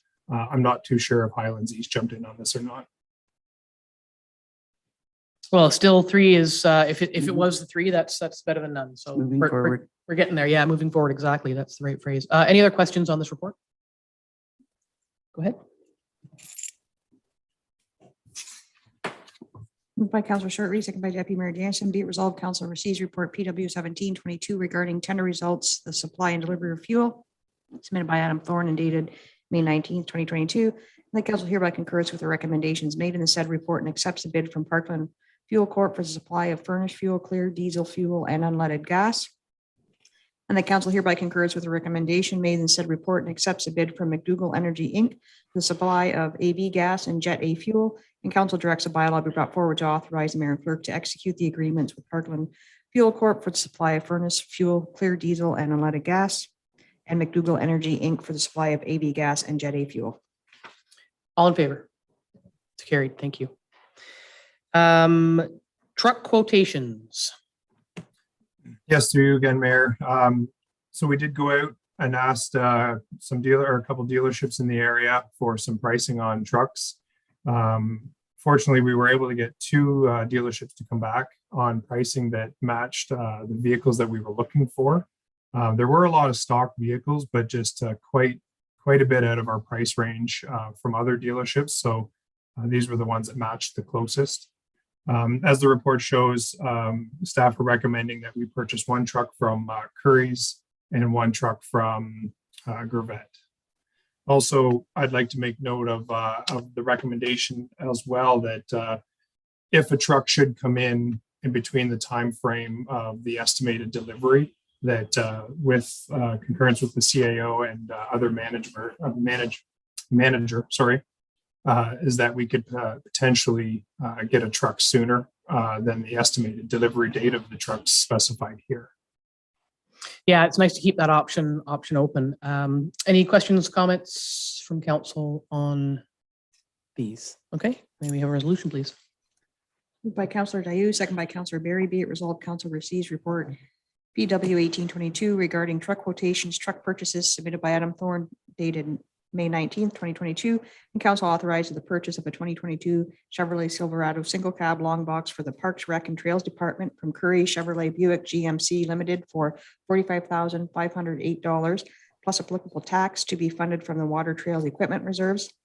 And council hereby authorizes the purchase of a 2022 Chevrolet Silverado Crew Cab for the Public Works Department from Gravette Chevrolet Buick Cadillac GMC for $52,900 plus applicable tax to be funded from the Public Works Equipment Reserves, and that should an alternate truck become available prior to the estimated delivery date noted above that meets the specifications outlined in the proposal, staff can purchase this alternate vehicle and cancel the order accordingly in consultation with the CAO. All in favor? It's carried. Thank you. And finally for you is monthly activities for Public Works. Like everybody else, busy. Although I know it's behind because we pushing back snowbanks, and we look out the window now and think snowbanks. That seems a long way away, and yet it wasn't. Yeah, especially with plus 30-degree weather at 6 o'clock last week. I think that was pretty extreme. So Yeah, I was kind of laughing at myself when I was reading this morning to go back and see that we were pushing snow at the beginning of April. Really nothing new to explain. It's pretty straightforward work for this time of year. We transitioned over into our seasonal spring sweeping, cleaning ditches, things of that nature. As you can see in the airport, fuel is up a little bit this time of year over last year. Nothing really that's jumping out at me. Thank you. Any questions from council? Councillor Barry.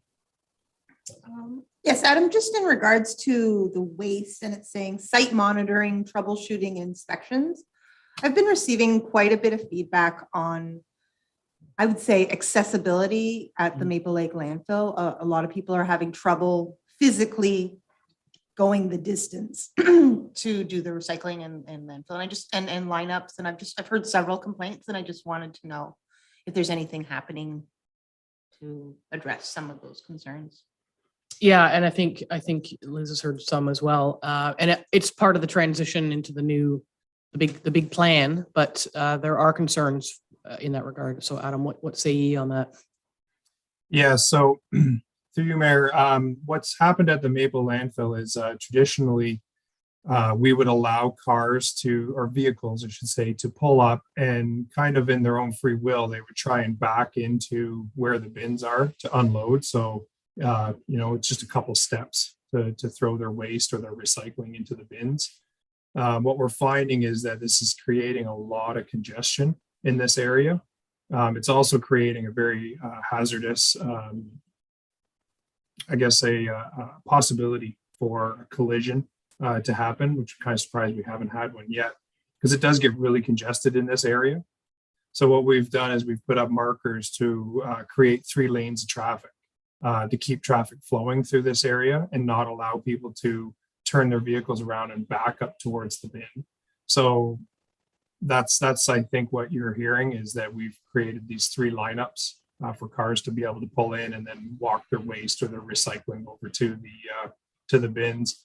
This also is it's a temporary as we move forward with this operations center. This isn't the plan moving forward at the center for the next year or so. It's just helps with traffic flow and helps with safety. So what we gain in flow and safety, we lose in what's perceived as an accessibility challenge for people who have to lug things. I'll just go to Deputy Liz. Well, I appreciate that you're trying to work towards a transition and that what you're trying to do. But I actually saw a couple of cases of minor dump rage, and possibly myself being included.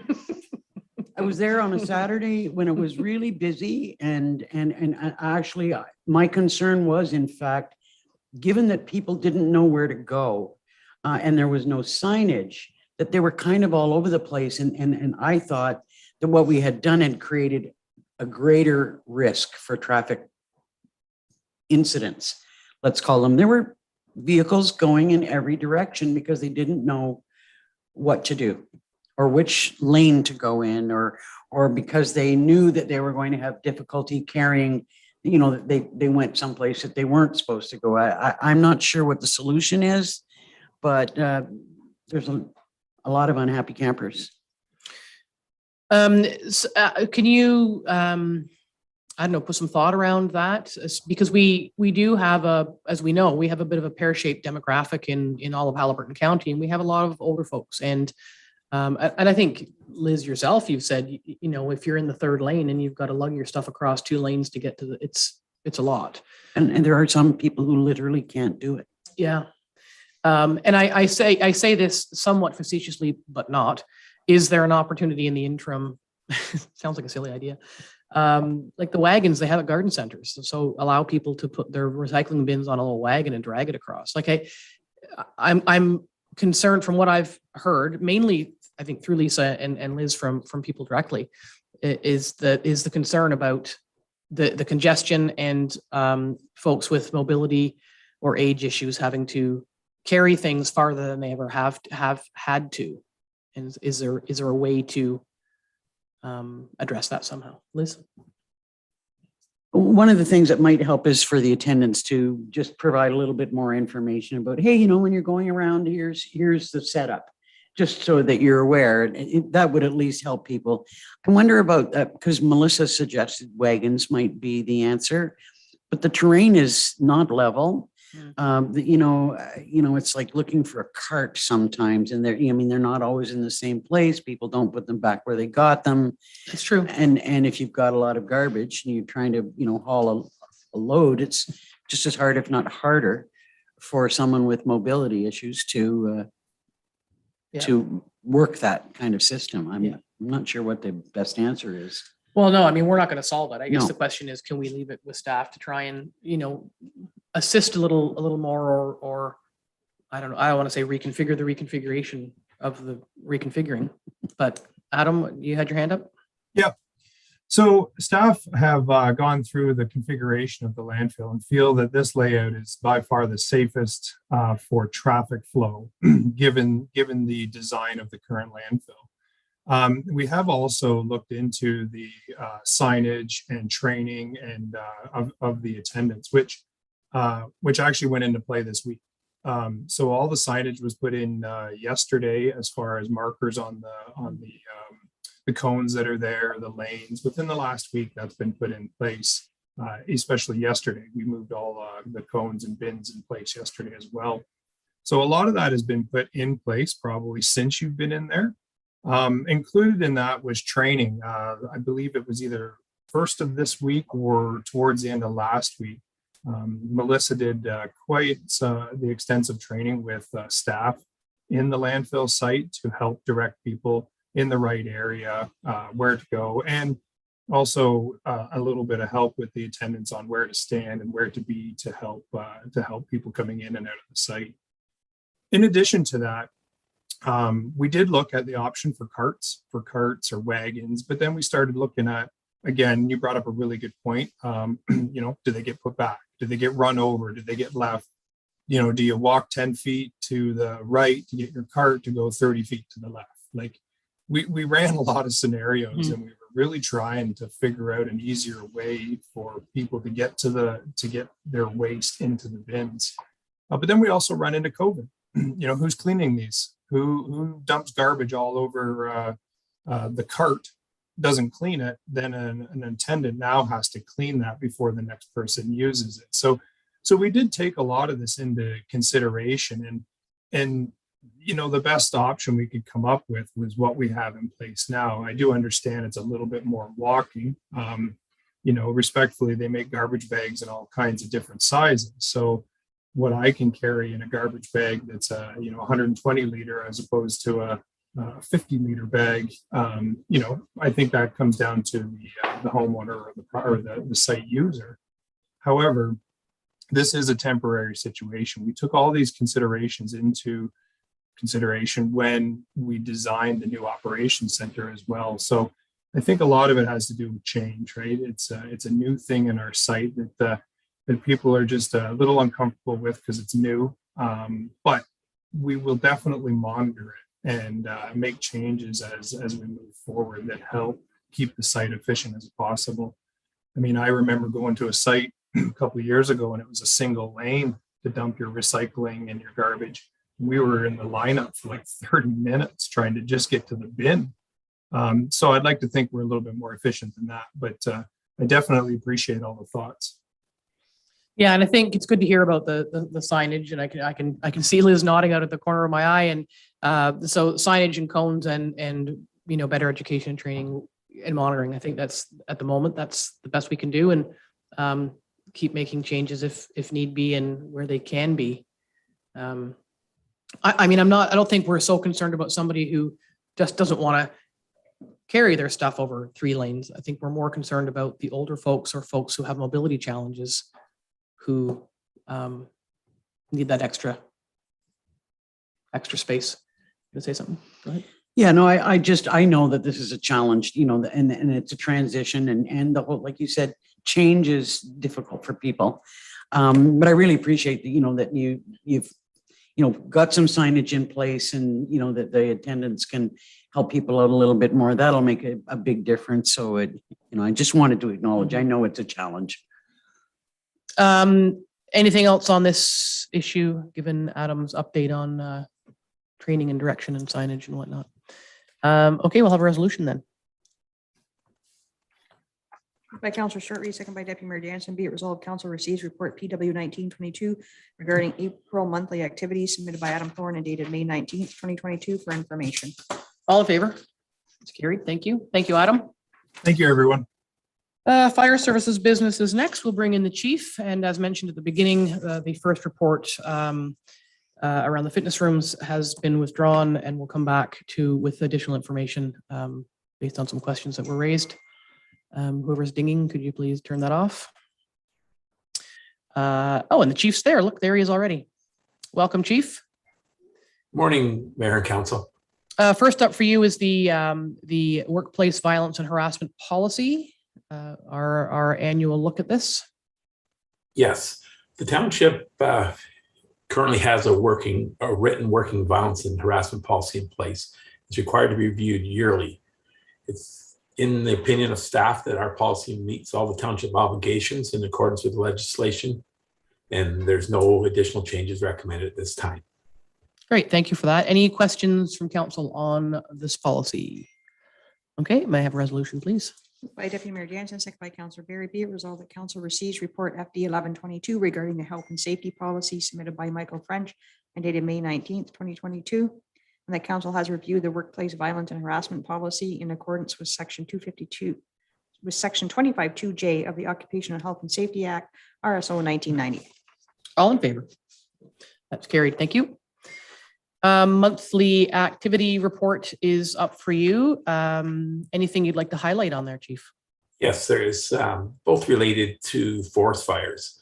Our training division did complete their required wildland fire training with all stations. And also the training officers set up a joint training with the MNR and our officers, and how the MNR would respond to calls and how they would expect us to respond. I think both proved very effective over the last week, as we're in the fire band and did have two major fires. So I think it was good timing, and I'm really pleased with the overall results of the fire band and how the people did comply during that time period. Yeah, terrific. Thanks. There were some complaints. I think there was the information that was out there was widely shared, and that's good. And I think people have understood, the importance of it. And a lot of people, I think, have learned that the chiefs don't make these decisions in isolation, that it's in collaboration with the MNRF and their indices and what the ratings are. So education is always good. Any questions for the fire chief, Councillor Dayu? Thank you. One very long overdue question, because I have been reading these reports for 4 years and it's the first time that this has occurred to me.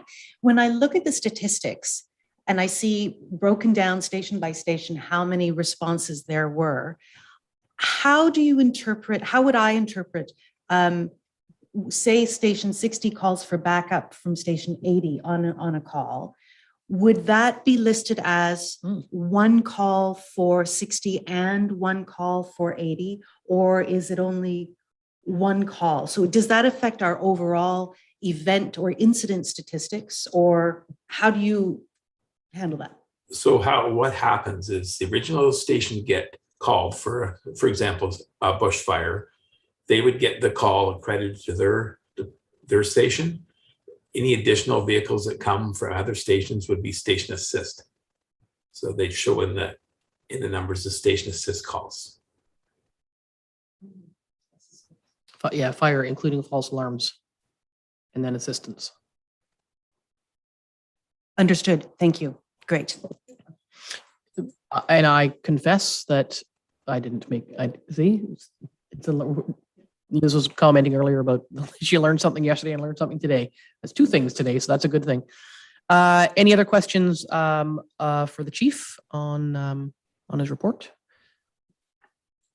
Resolution, please. Moved by Councillor Dayu, second by Councillor Short-Reed. Be it resolved, Council receives report FD 1222 regarding monthly activities submitted by Michael French and dated May 19th, 2022, and that Council accepts the resignation of Darren Simpson effective April 26, 2022.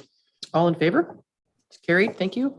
And finally, for you, Chief, is the updated fees and charges bylaw, and the changes are outlined in the schedule attached. Yes, I think this is a very important bylaw. And the reason is that we had a call earlier in the year where a foam insulation truck was on fire, and a result of some of the product going in the hoses, we did have damage to hose that resulted in 4 links having to be repaired. And we were unable to claim it because there's nothing appropriate in our fees for services bylaw. Insurances will only cover stuff that's outlined in the fees for services bylaw. And so with all the options that we have here, it's anything in additional to day-to-day operations. So for example, if we have a house fire and we require to bring in a backhoe, now we can bill the insurance company back for the use of the backhoe.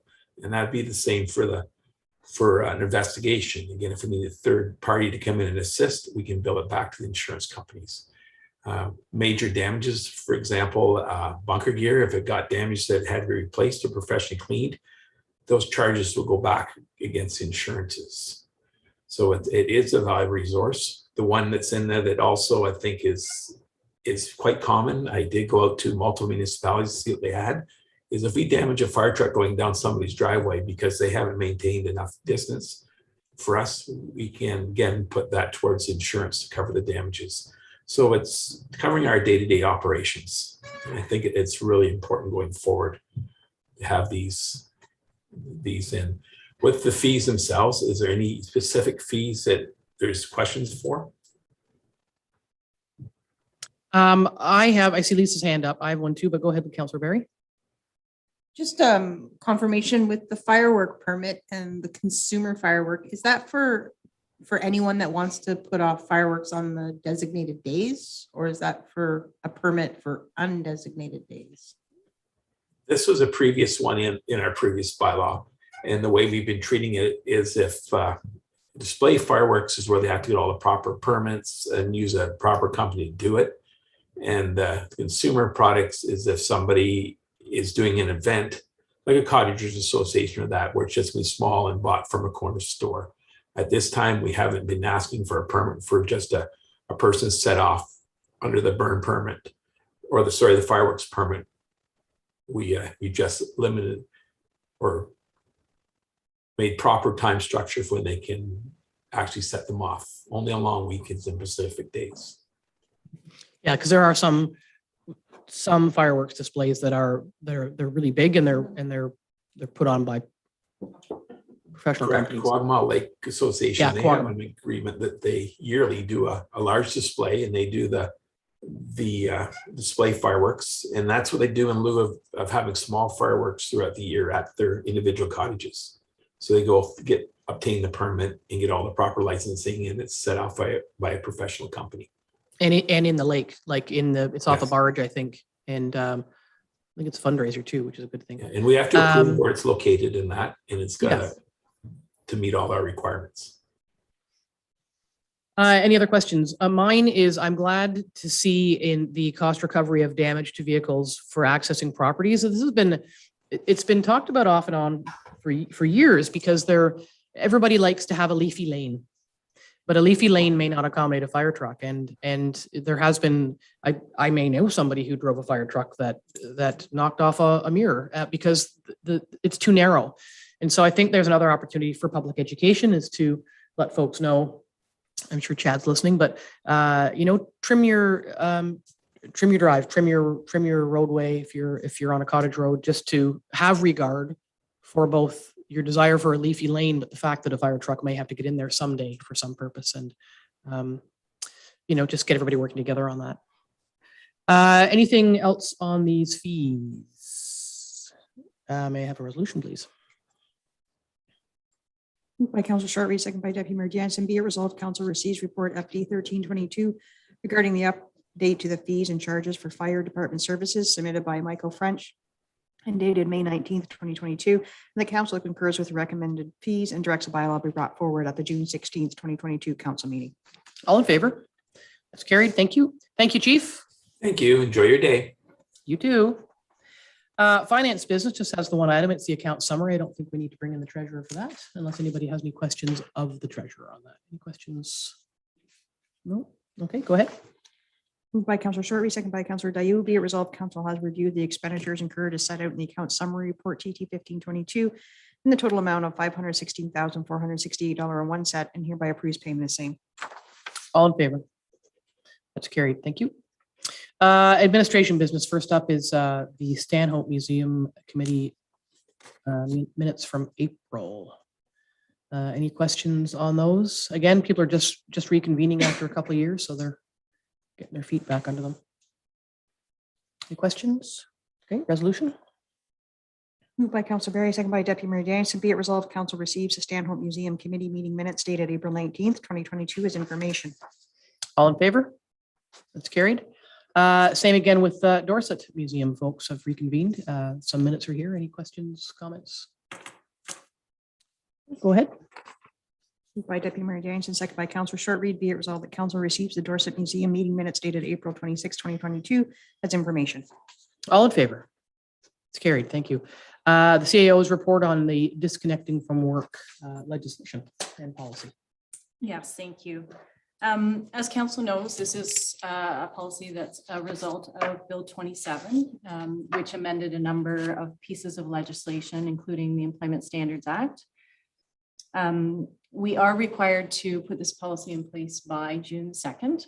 And it really is to ensure that employees have a work-life balance, that, you know, we allow them to disconnect from work while they're at home and on their free time. It's interesting, while we were drafting this policy, we already do this. Mm-hmm. You know, we value the work-life balance, and staff are encouraged to disconnect when they are at home, when they're on the vacation, they're on their free time. We have a way of connecting if we need to, if it's urgent when someone's off. But we really respect staff's time when they're away from work. So we already do this. This really is just putting it in place because we're legislated to do so. But there are things in place in the policy that, you know, if there's an emergency, if it's unforeseen, again, we already do all of that. So this really isn't going to change anything for staff or what we do. But what it will do is council will see that there is, to tag on to this policy, is we will be bringing forward another policy that talks about standby or on call. Because there are staff that work, you know, different hours, or hours when we're off and they're not. And so council will see that it will tie directly into this policy as well. So. Yeah, it's good. And I do see your hand, over the years, and you develop your own working relationships. Over the years, Angie and I have like a text code. Sorry to bug you, but that means I need you for something. If it's just, don't forget about the policy or the thing about it's for Monday. But everybody sort of works their own communication relationship. But it's after hours, it's sorry to bug you, but I'll go to Deputy Mayor Liz and then over to Councillor. Yeah, I thought it was a good policy. It's actually interesting to see some of the different policies that are being developed based on the bill. Some of them really interesting. This is a really well developed and balanced policy, and I suspect that members of council are guilty of you know, I know that I'm apt to be reading an agenda at midnight. And you think of something and you send an email and there's no expectation of a response. But should we stop doing that? As long as everybody understands that there's no need for a response, that it's not urgent. Yeah, it's actually a good question, because I have sent emails to get it off my plate, Mm-hmm. and I get a response on a Sunday morning from a staff member. And I think, oh, that's not what I meant. No. Yeah, exactly. So, and I think we're all guilty of that because we want to get it off our plate. I think what's important to reiterate, which we will, and just to add to this, this has been reviewed at our department heads meeting. We had a discussion about it.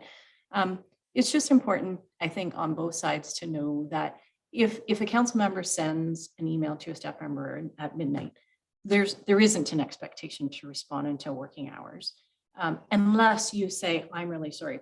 I mean, personally, you wouldn't get me at midnight. So, but And on the flip side is that if you don't get a response, that's okay. So I think it's just that understanding. Yeah, I think that there's what the words say on the page, and then there's those internally developed working relationships, which I think is very important. Councillor Dayu and then Councillor Barry.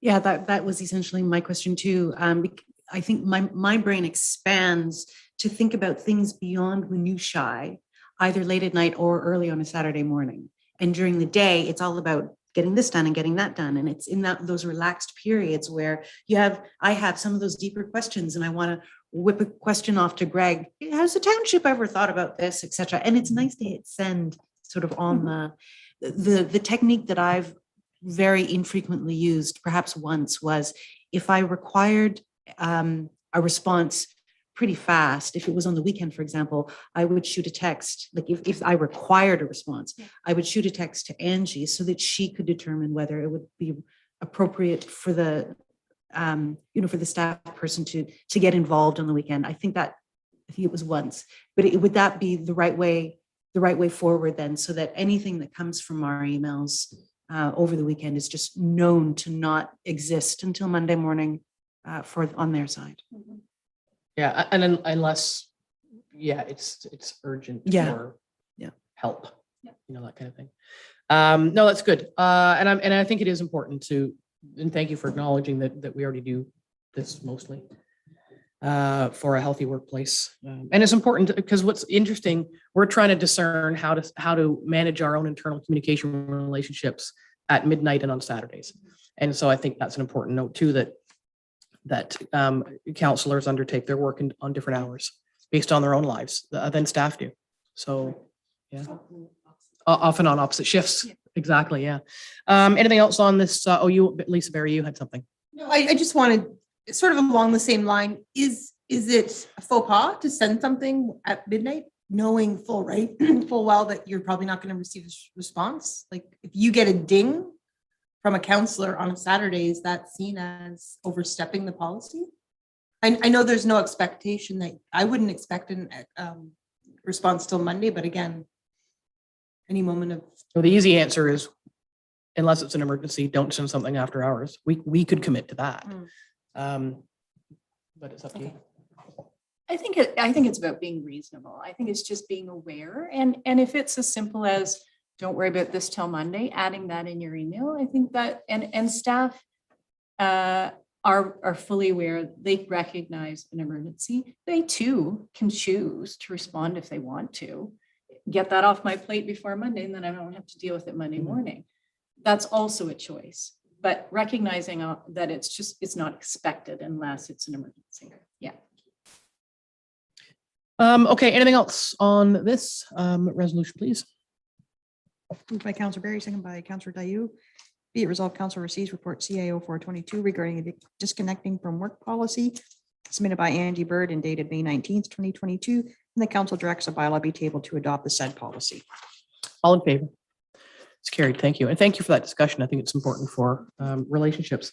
Next up is the clerk's report on the cemetery bylaw update. And just as part of the conversation, council is aware, we all received an email from Terry Moore, who's on the Green Burial Society. And we did commit earlier in the year to creating a bit of an ad hoc working group. It was not my impression that was around the creation of the bylaw, but I would certainly look to council about that. And Dawn will tell us about the process and what she needs today and how that might play out. So please take it away. Thank you, Mayor and Council. We'll just start with, you have the attachment, and a lot of the updates are housekeeping. So unless council wants to go over them, I can skip the two main as identified in the report is the columbarium, inclusion of the columbarium regulations. It's currently in the works, and we're hoping to have it installed by the end of June. They're pretty straightforward. Did a few research on a few other bylaws around columbariums and spoke with the BAO, and those were those provisions came from. The second major inclusion is the green burial section that council committed to at St. Stephen's Cemetery. These provisions we put in now in order for when the green burial section is ready, that everything would be in place and ready to go. In light of Mr. Moore's email yesterday, the should council wish to remove that section from the bylaw, we could do that and revisit it in the spring, as the green burial section is not, but I would like to request council, if that's council's direction, that we go ahead and approve as amended in order to get the bylaw to the BAO so we can start the sales, hopefully in July for the columbarium. Yeah, so either way, a bylaw has to go forward today, either as is, or with the other section taken out. And did you want to speak a bit to, there has been sort of and I'm not making light, but there's the guru of green burials. And you did consult with him, and he was a person recommended by the Green Burial Society as a bit of a consulting agent on green burials. And you did speak to him in the development of that section. Yes, Mr. Moore sent some resources, which I used. He sent copies of bylaws. There's not a lot out there. One of them was the City of Niagara Falls. This, and the inclusion into this draft bylaw came from their bylaw. And I did speak with that gentleman who's very helpful, very knowledgeable. I had a number of questions for him. He spent the time speaking with me and offered any more help that we may have going forward. So I did use the Green Burial Society's recommended resources to put this together. I'm not sure whose hand was first. I'm going to go with whose hand was first, which is Deputy Mayor Liz. Thanks. So I've got a couple of comments, or just questions, really, maybe more than comments. But the first thing is that should we adopt the bylaw now, we can always make changes to the green burial section. I mean, if it has to come back, we can make changes to the bylaw at any time, right? We can, but with this bylaw, there's a number of notice provisions that have to be followed, and it's a timely process. It seemed to be a bit of a confusing process. We sign the cemeteries to let the public know that are visiting that we're changing. It has to be signed for 4 weeks. Notice has to be provided in the paper. It also has to be circulated to all our monuments companies that we've dealt with in the past 12 months. So we have to permit time for that. Okay. Then council approves it. Then it goes to the BAO for review. Once the BAO reviews it, stamps it, it comes into effect. Oh my gosh. So it would be, if council chooses to put this off, probably best to remove it as opposed to pass it and then have to send in amendments after. Well, I'll go to my questions. Some of them are pretty simple. You may have an answer and some of them maybe not. But basically it's under care of plots. I think everything is under care of plots. So you're in the green section, right? Just to clarify? Or are you in the whole bylaw? I'm in I think it's the appendix under care of plots for section 4. It talks about unsightly materials. And I'm just kind of concerned that unsightly is a really subjective word. Something that looks great to me might be unsightly to somebody else. And I just kind of wonder about that term and how subjective it is. And I think somewhere there it says something about benches, that the benches aren't allowed. And I'm assuming that we can put benches there, but it's just somebody can't plunk a bench by a plot somewhere. Right. Yes. Okay, because I mean, to me, the cemetery is a perfect place to have a bench. Somebody wants to have a quiet moment and a sit down, they need that. It talks about seeding. This is in the green burial section, and I'm wondering if your discussions have talked at all about, well, what kind of seeds? Are we talking about grass seed? Are we talking about wildflower seeds? Or, has there been any determination, or is just to say seeding for now sufficient? The thought behind that was based on our native plants and whether it be wildflowers. I did see one that had wildflowers, but we could leave. It's beautiful. Yeah, and if council wishes that to be included, we can, or leave it seeded at the discretion of the area and the landscape and what's around it. That was the thought. It's maybe the wording is open enough now that we don't, I mean, that's maybe getting into the weeds, but it kind of made me curious because it has a totally different visual impact. I voiced this concern to Mayor Moffat about a prescribed burn. And I was like, yikes, a fire. And, you sort of had this vision of a fire in the cemetery and what that might do, but I suspect it. What's that all about? Well, that was, from my understanding, was like weed control and things like that. It doesn't have to be in there, but it was just taken from the Niagara Falls. It also talks about only staff members may prepare a site. And I'm wondering if we're going to use this section for, basically going forward, if we shouldn't be saying staff or say designated contractor, should we decide at some point in the future that we want to turn the operation of the cemetery, it might be more suited to winter operations. But if we decided that we were going to use a contractor, that if we included that now, staff or designated municipal contractor, that would kind of cover all of our bases. And so, and my comment back to in our conversation yesterday was, wouldn't that, because there are, and we've had the conversation certainly with the Green Burial folks, and I think Highlands East is contracted, but that's for winter. So I think that language would change if it was winter. But this is green, and I don't know if there would be a situation. I mean, I don't know if there would be a situation where there would be a third party contractor preparing a space, because it's our town. We've never done it, so why would we do it? I don't know the answer. What are your thoughts on that? I think if it was winter, you would put in you would allow the possibility of contracted services because of the way winter burials would need to take place. Were we going to move forward with them in thawing ground? And there's a lot of extra work, equipment that we don't have. Yeah, because right now, sometimes we use a contractor to open plots if our backhoe can't get in there because of monuments and how old the cemeteries are, that we do have to contract it out, the opening of it. Oh, well, then maybe that should be in there. So we could put that in there to cover green and regular. Green and regular, perhaps depending on the layout, once the design's done and approved by the BAO, it may not be needed, but it wouldn't hurt to have it in there in the event we have to call in a contractor for something, an authorized contractor by staff. Okay. Okay, so my one final point. Yep. In a brief exchange with Mr. Moore, his primary concern about what we've got written so far, I believe, is associated with the combining of cremains over a green burial site. So if you had a green burial, and then say a partner decided they wanted to be cremated, but they wanted their ashes to be buried above the initial interment, that those two don't go together, because cremation doesn't exactly fit into the green burial philosophy at all.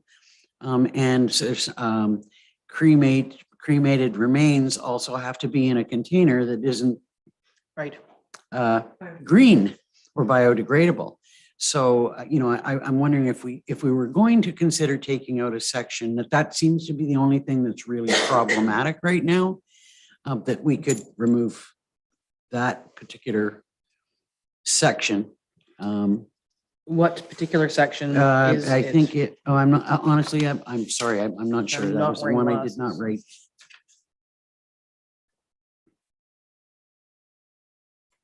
Oh, yeah. Yep. Go ahead. Jump in. That was one of the things when I was reviewing the bylaw, is that cremations are not viewed as a green.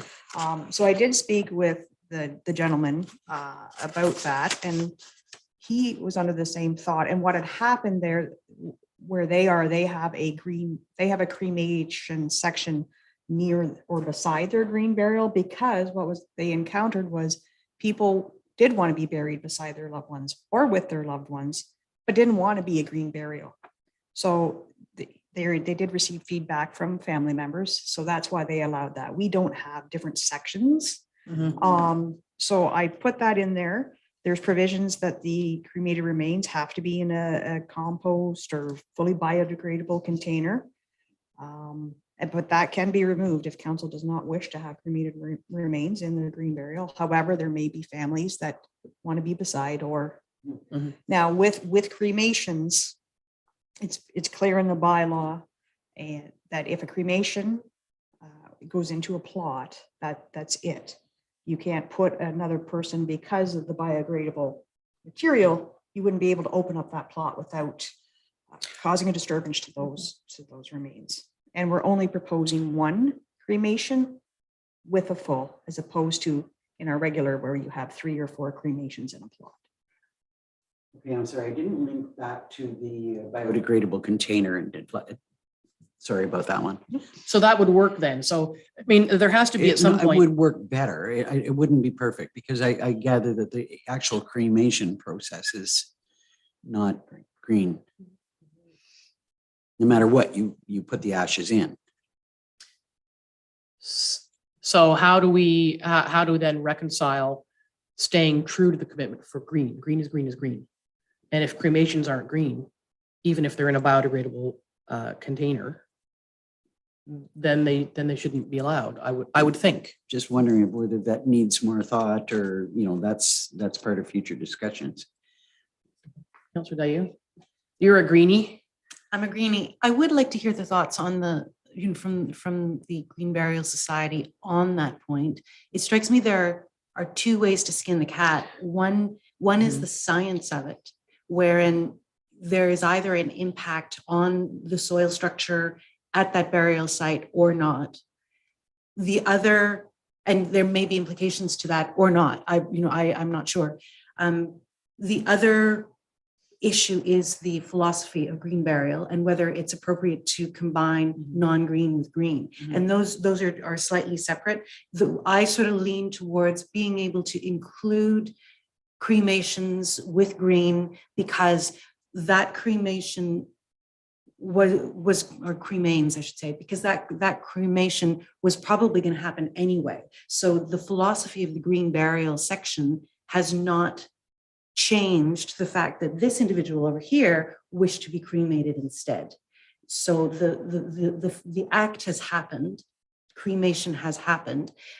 There are articles out there which the Green Burial Society have circulated on how to neutralize the acidity of cremains so that they can fit a soil profile that would be consistent with the soil profile that you would want to see in the green burial site. So there are details that are more, I think, SOP level than anything else.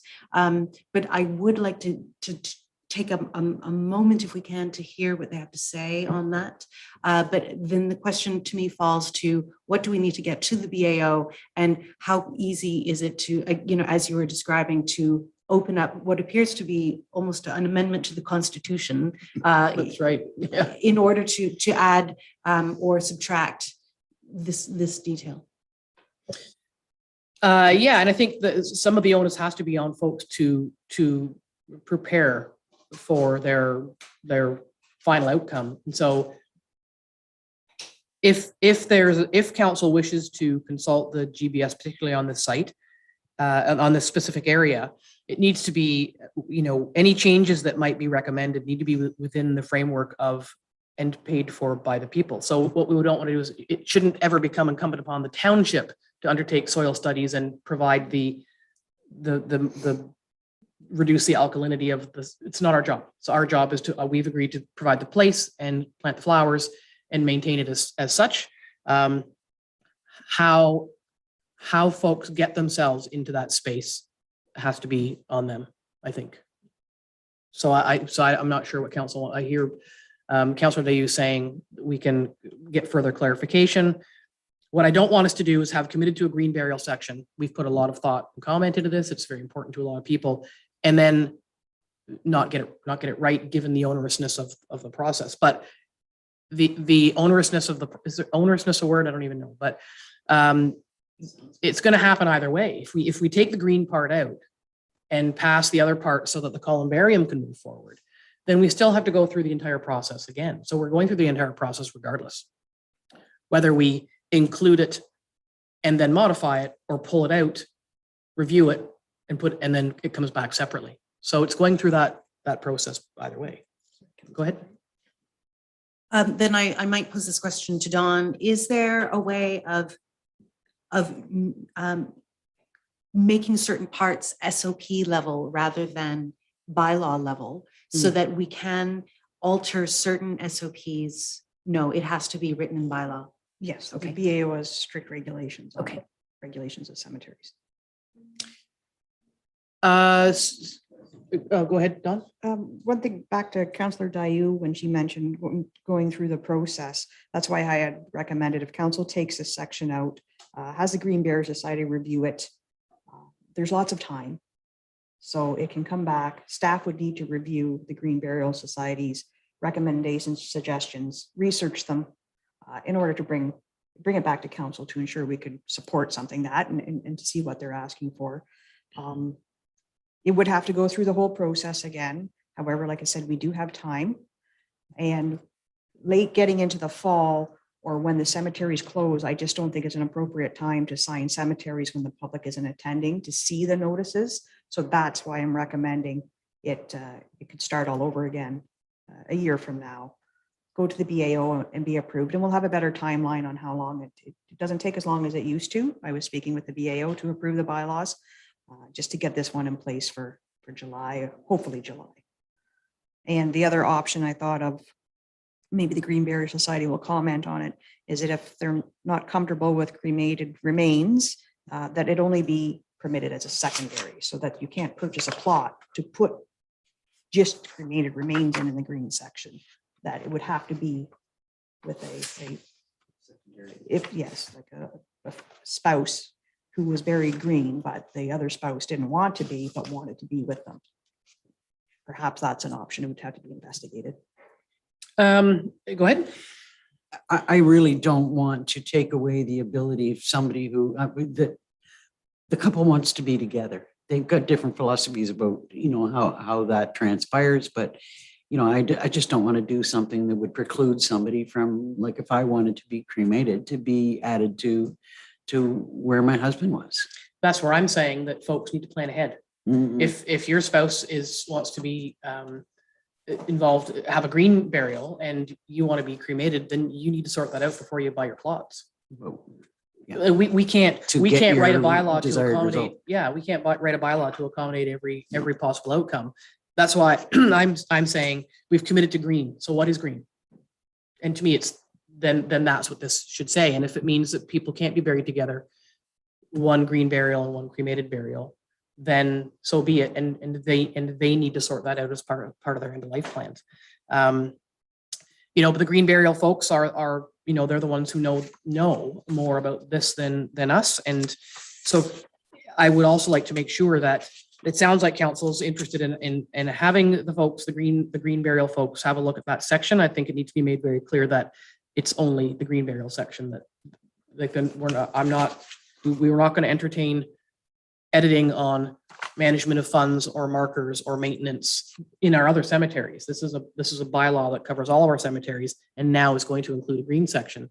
The green burial folks can review the green section, and notwithstanding any links back to other required maintenance or operational processes.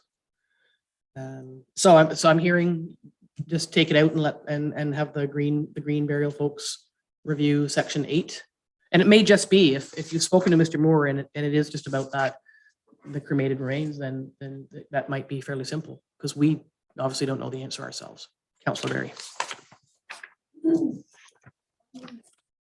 was curious about one thing that I was curious about was 811 in regards to keeping a clear site. No memorials, flowers, articles, or personal effects may be left behind. Is that just within the green burial site, or is that across the board? I got confused with mementos or markers and. Yeah, green has nothing. Nothing. It's, but a plaque, like there would be not even outside of the entranceway. Like, how would your great grandchildren know you were there? Like, would there be no inventory? You know what I mean? It's a funny conversation, isn't it? Because we're always almost afraid to use what we think might be the wrong words, but it's a good conversation. So there's an inventory, and somebody could say, where's my great grandparent? Yes, we're required to keep record of who was interred where. But from my understanding and research at green burial sites, there's an option to have a big memorial stone, which still has to be decided how that's being provided and what it's going to look like. So the person's name would be etched in that, not necessarily in the order where they are, but in that green burial section. So it would just have your name and date of passing. so that you could go to and go to the cemetery, see the big stone at the front and see that your family member's name is, and they're interred there, but just not individually marked. You had your hand up? Forgotten. What she said. Okay. So there's a couple of, we do 814. We want to, because we currently do allow on occasion other contractors. So that I think that does need to be added in there. Sure. So I'm looking for concurrence to pull the green section out, let the green folks have a look, make sure. I think that's a very interesting, like I support people's wish to have green burial, and I'm really happy to participate in providing that space. I don't know anything about it because it's not where I'm going, but I want to get it right. I want to get it right in the cremation thing, and if there are issues with, soil composition on things that I don't know anything about, then yeah, we should find out what that is and do it right. If we're going to have to come back to it anyway, Yeah. no matter what we do, I'd rather see it stay there. I mean, at least we're making a start. Dawn's had a lot of discussions about this. We're making some progress. If it's going to have to change, we're going to have that opportunity to do that. But at least we've laid out some general rules about it. I'd missed the fact about the urn, and that it would be of a specified kind of material. To me, for now, if there's going to be an opportunity to change it, I don't see why we really need to take it out. We do need to have more discussion, and there may be more details that we want to add to that section. But that's just me. You know what? You're absolutely right. It could go. Now I just feel like I'm being wishy-washy. It could go either way, because if it's going to have to be reviewed either way, leave it in and change it, or take it out and change it. So why not leave it in and change it, and not leave it in and change it if we have to, because it may be okay.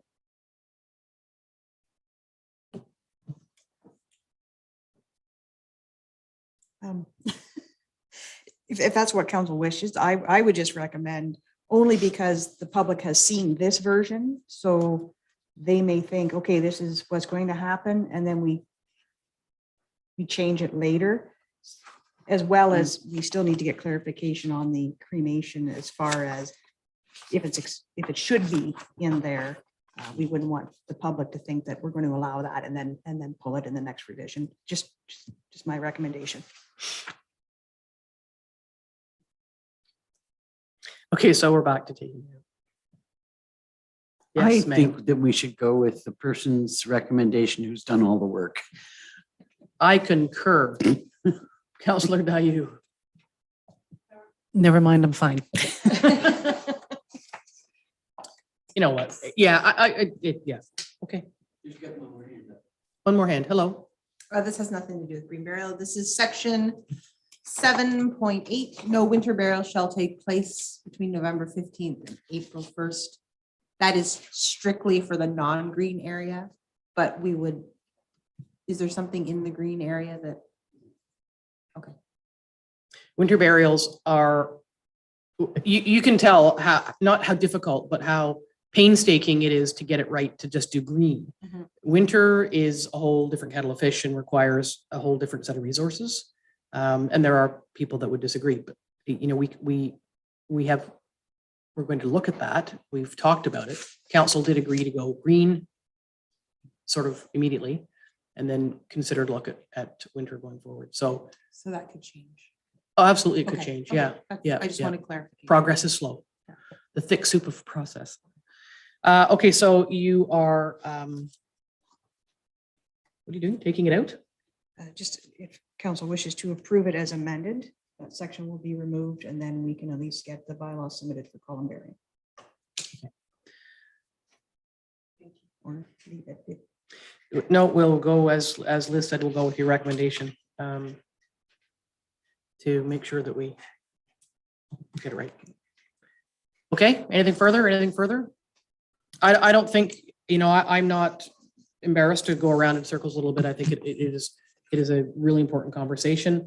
It's a process about which I personally know very little and have to rely on others to advise. So go ahead with the resolution. Moved by Liz Danis, second by moved by Deputy Mayor Danielson, seconded by Councillor Shortreed. Be it resolved that council receives report CO 1222 regarding proposed updates to the bylaw to regulate cemeteries within the township submitted by Don Newhook dated May 19th, 2022. Council, and that council directs a bylaw as amended be brought forward for approval, and the council directs staff to submit the bylaw as amended to the Bereavement Authority of Ontario for approval in accordance with the requirements of the Funeral, Burial, and Cremation Services Act 2002 SO 2002.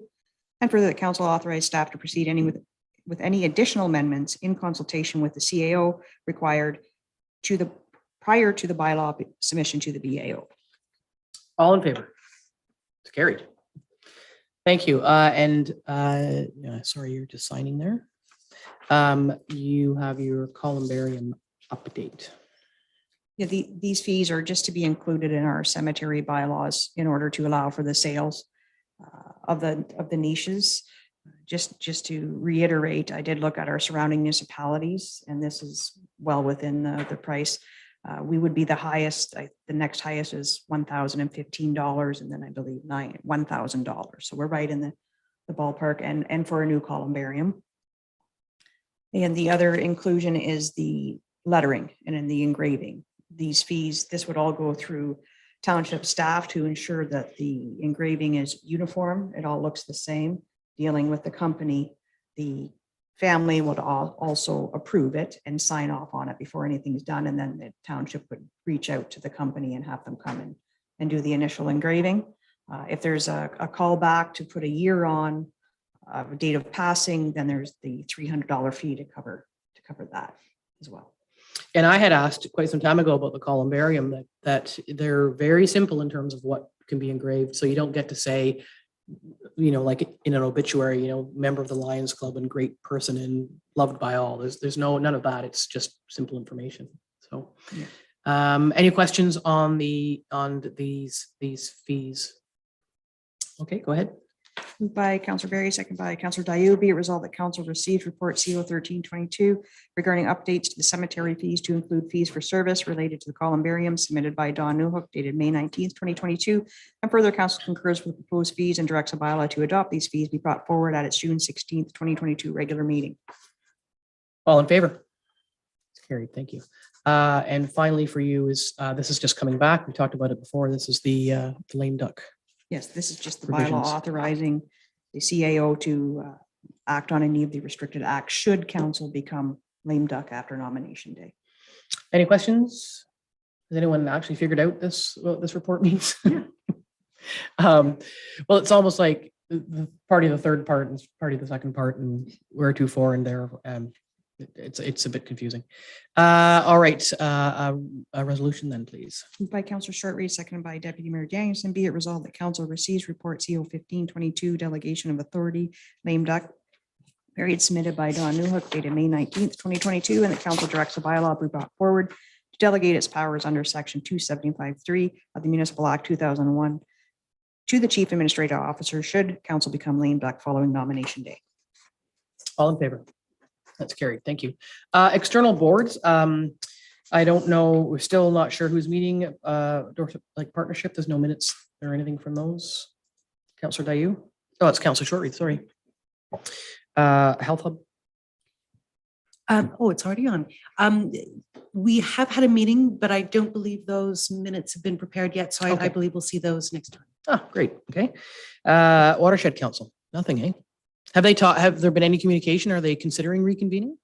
I can reach out to them. I know that they're doing some working groups, but I'm not working. I'll skip them. If they're planning to meet, yeah. Economic Advisory Group. Councillor Dayu, that's you. I'm sorry. Lake Bay's ECDev. No. Safety Wellbeing Plan, I believe the application period has just closed the other day. And those, I have no idea. I'm not involved. It's it will be mainly a staff and county CAO interview process. Yep. Library Board, I was not at the last meeting. Is there any thrilling news from there? No. Okay. How about EON? Well, a little bit. I guess I I would like to everyone to know that Eorn will be making a presentation to County Council at their June meeting. And all members of all the member municipalities councils will be invited to Zoom in, just to listen, or just, encouraged to listen in, because they'll be giving us an update on what their progress has been and will be. I believe that members of Algonquin Highlands, residents of Algonquin Highlands may be disappointed. I don't want to go too far into that, but Once again, I've made that point. But there's, really, there are improvements being made. But as far as new towers are going, we may be a little bit disappointed in what we hear, but they're going to talk to us about the challenges and successes, and should be interesting. okay, thank you for that. The Watershed Communications Committee, the last meeting they had was just around spring fresh chat. I had a conflict and I was not able to attend. However, in terms of that assignment, that committee assignment, given that, I've advised that I'm not going to seek office again, and I did send a note to you of that, is considering assigning Councillor Dayu to that. I don't know how often they will meet, but it's your physical jurisdiction, and it's interesting how it works. And so you're there and it's your people kind of thing, because that top end flows into the Muskoka, and so it's our connection sort of into that section. But we can talk further about that. I don't think we're prepared to make that assignment today, but we can talk about that, sort of giving things away. Don't look at me like that. Don't look at me like that. So I don't have anything to update on there, but we do newly added is the Climate Change Advisory Group, which thank you for suggesting that. And you're part of it, so take it away. Tell us what we need to know about that. Thanks. I was not able to attend the first meeting, but I was able to speak for about an hour with Corey in advance of that to make sure that she heard from us collectively. And then I was able to attend the second meeting. Great group of folks on the committee, very skilled, very knowledgeable, lots of folks in the building sector. And although the committee, as you've seen in the minutes, has a few different points that they're going to be looking at, we're going to be looking at over the coming while. I think one of the hardest hitting areas where this group will have a lot of valuable information to add is housing retrofits versus new builds, and how we can bring sustainable building practices in those two categories to our county, and improve thermal envelopes and save on energy and those sorts of things. That's going to be, I think, a key thing moving forward, just given the brains that are on the committee. Yeah, so yeah. I'm looking forward to continuing with it. There were some, interesting applications, and the whole thing was set up so that the committee would be populated with that broad knowledge, and I think it's been achieved. So that's great. Anybody have any questions of the advisory group for Councillor Dayu? We don't have a resolution for that, do we? We receive that? Just information. Thank you for that. Okay, then general business is the Halls Hawk POA. We have previously approved this. They had, due to COVID, have moved their 75th anniversary into their 76th year. But they are seeking a renewed approval for the flyover so that they can share that with the military to get that done. So looking for any thoughts or comments on that. Concurrence across the board again? Okay, go ahead, please. By Councillor Berry, second by Councillor Dayu. Be it resolved that council receives a request from Halls Hawk Lake Property Owners Association regarding written approval for an RCAF flyby at their annual general meeting being held on July 16th, 2022 between 11 a.m. and 2 p.m. in Elvin Johnson Park. And further, that council authorizes the mayor to sign a letter of approval for the RCAF flyby. It's not the AGM, is it? Thought it was their anniversary. In the letter, okay. Okay, you've heard the resolution. All in favor? That's carried. Thank you. That takes us almost spot on to noon. There is any notices of motion? Correspondence, nothing was asked to be brought forward. So I would there's a resolution, I think, to accept the report on that. Oh, Councillor Deputy Mayor Danielson. Just one comment. It's not a question or any action required. I just wanted to let you know that the correspondence that we received about the transportation plan was discussed at some length at the Eastern Ontario Ordinance Caucus last week. And they are interested in being involved in the working group that they're going to set up to look at the recommendations that have been included in the plan. And I made a note of asking them to ensure that they also include municipal airports in those discussions, because that's all part of the transportation, and they were, it just seemed to be something that needed to be added, and they agreed to include that. follow up on that. Great, that's good. Thank you very much. So resolution to receive the report. Moved by Deputy Mayor Danielson, seconded by Councillor Shortreed. Be it resolved that council receives the May 19th, 2022 correspondence listing for information. All in favor? That is carried. Thank you. So we will break for lunch, and when we come back, we'll move into closed session.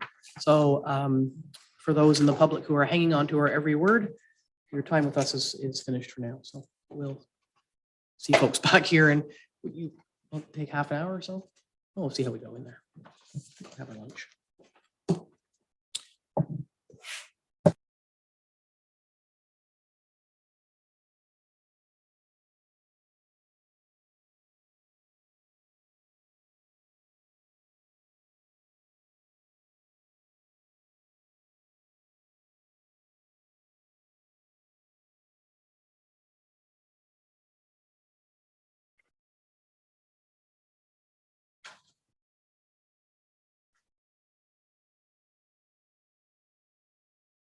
Okay, we are back live, and we are going into there. Put my microphone on. We are back live, and we're going into closed session, and we have a resolution to do so.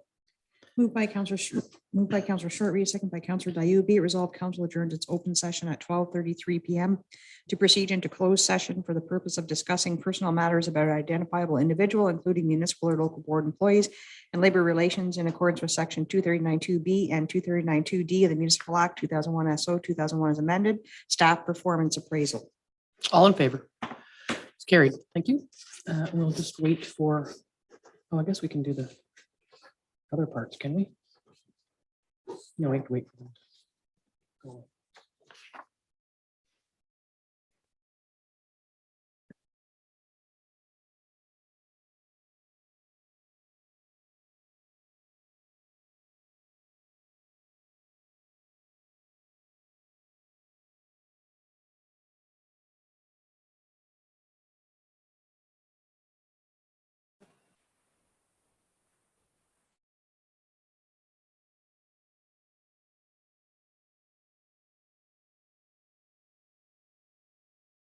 Welcome back late in the day. Everybody gets a bit punchy.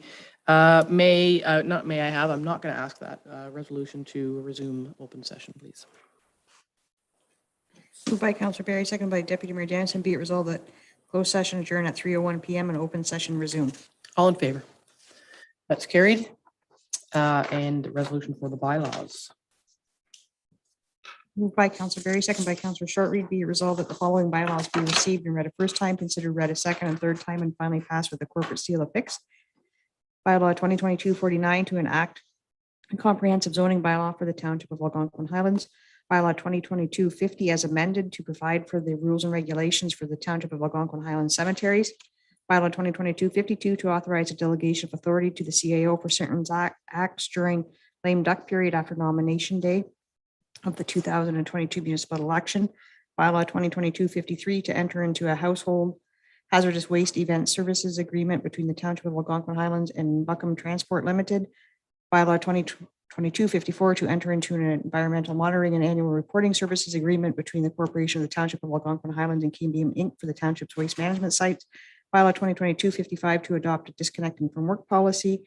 Bylaw 2022-56 to authorize the execution of an agreement between the Corporation of the Township of Algonquin Highlands and Parkland Fuel Corporation for the supply of furnace fuel, clear diesel fuel, and unleaded gas. Bylaw 2022-57 to authorize the execution of an agreement between the Corporation of the Township of Algonquin Highlands and McDougall Energy Inc.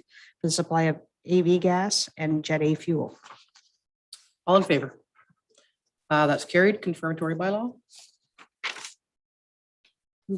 Moved by Counselor Dayu, second by Deputy Mayor Danielson, be it resolved that bylaw 2022-58 being a bylaw to confirm the proceedings of council held during its May 19th, 2022 regular meeting be received and read a first time, considered read a second and third time, and finally passed with a corporate seal affixed.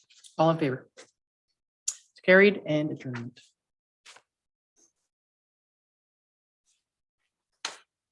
Moved by Counselor Shortreese, second by Deputy Mayor Danielson, be it resolved that the May 19th, 2022 regular meeting is hereby adjourned at 3:03 PM. All in favor?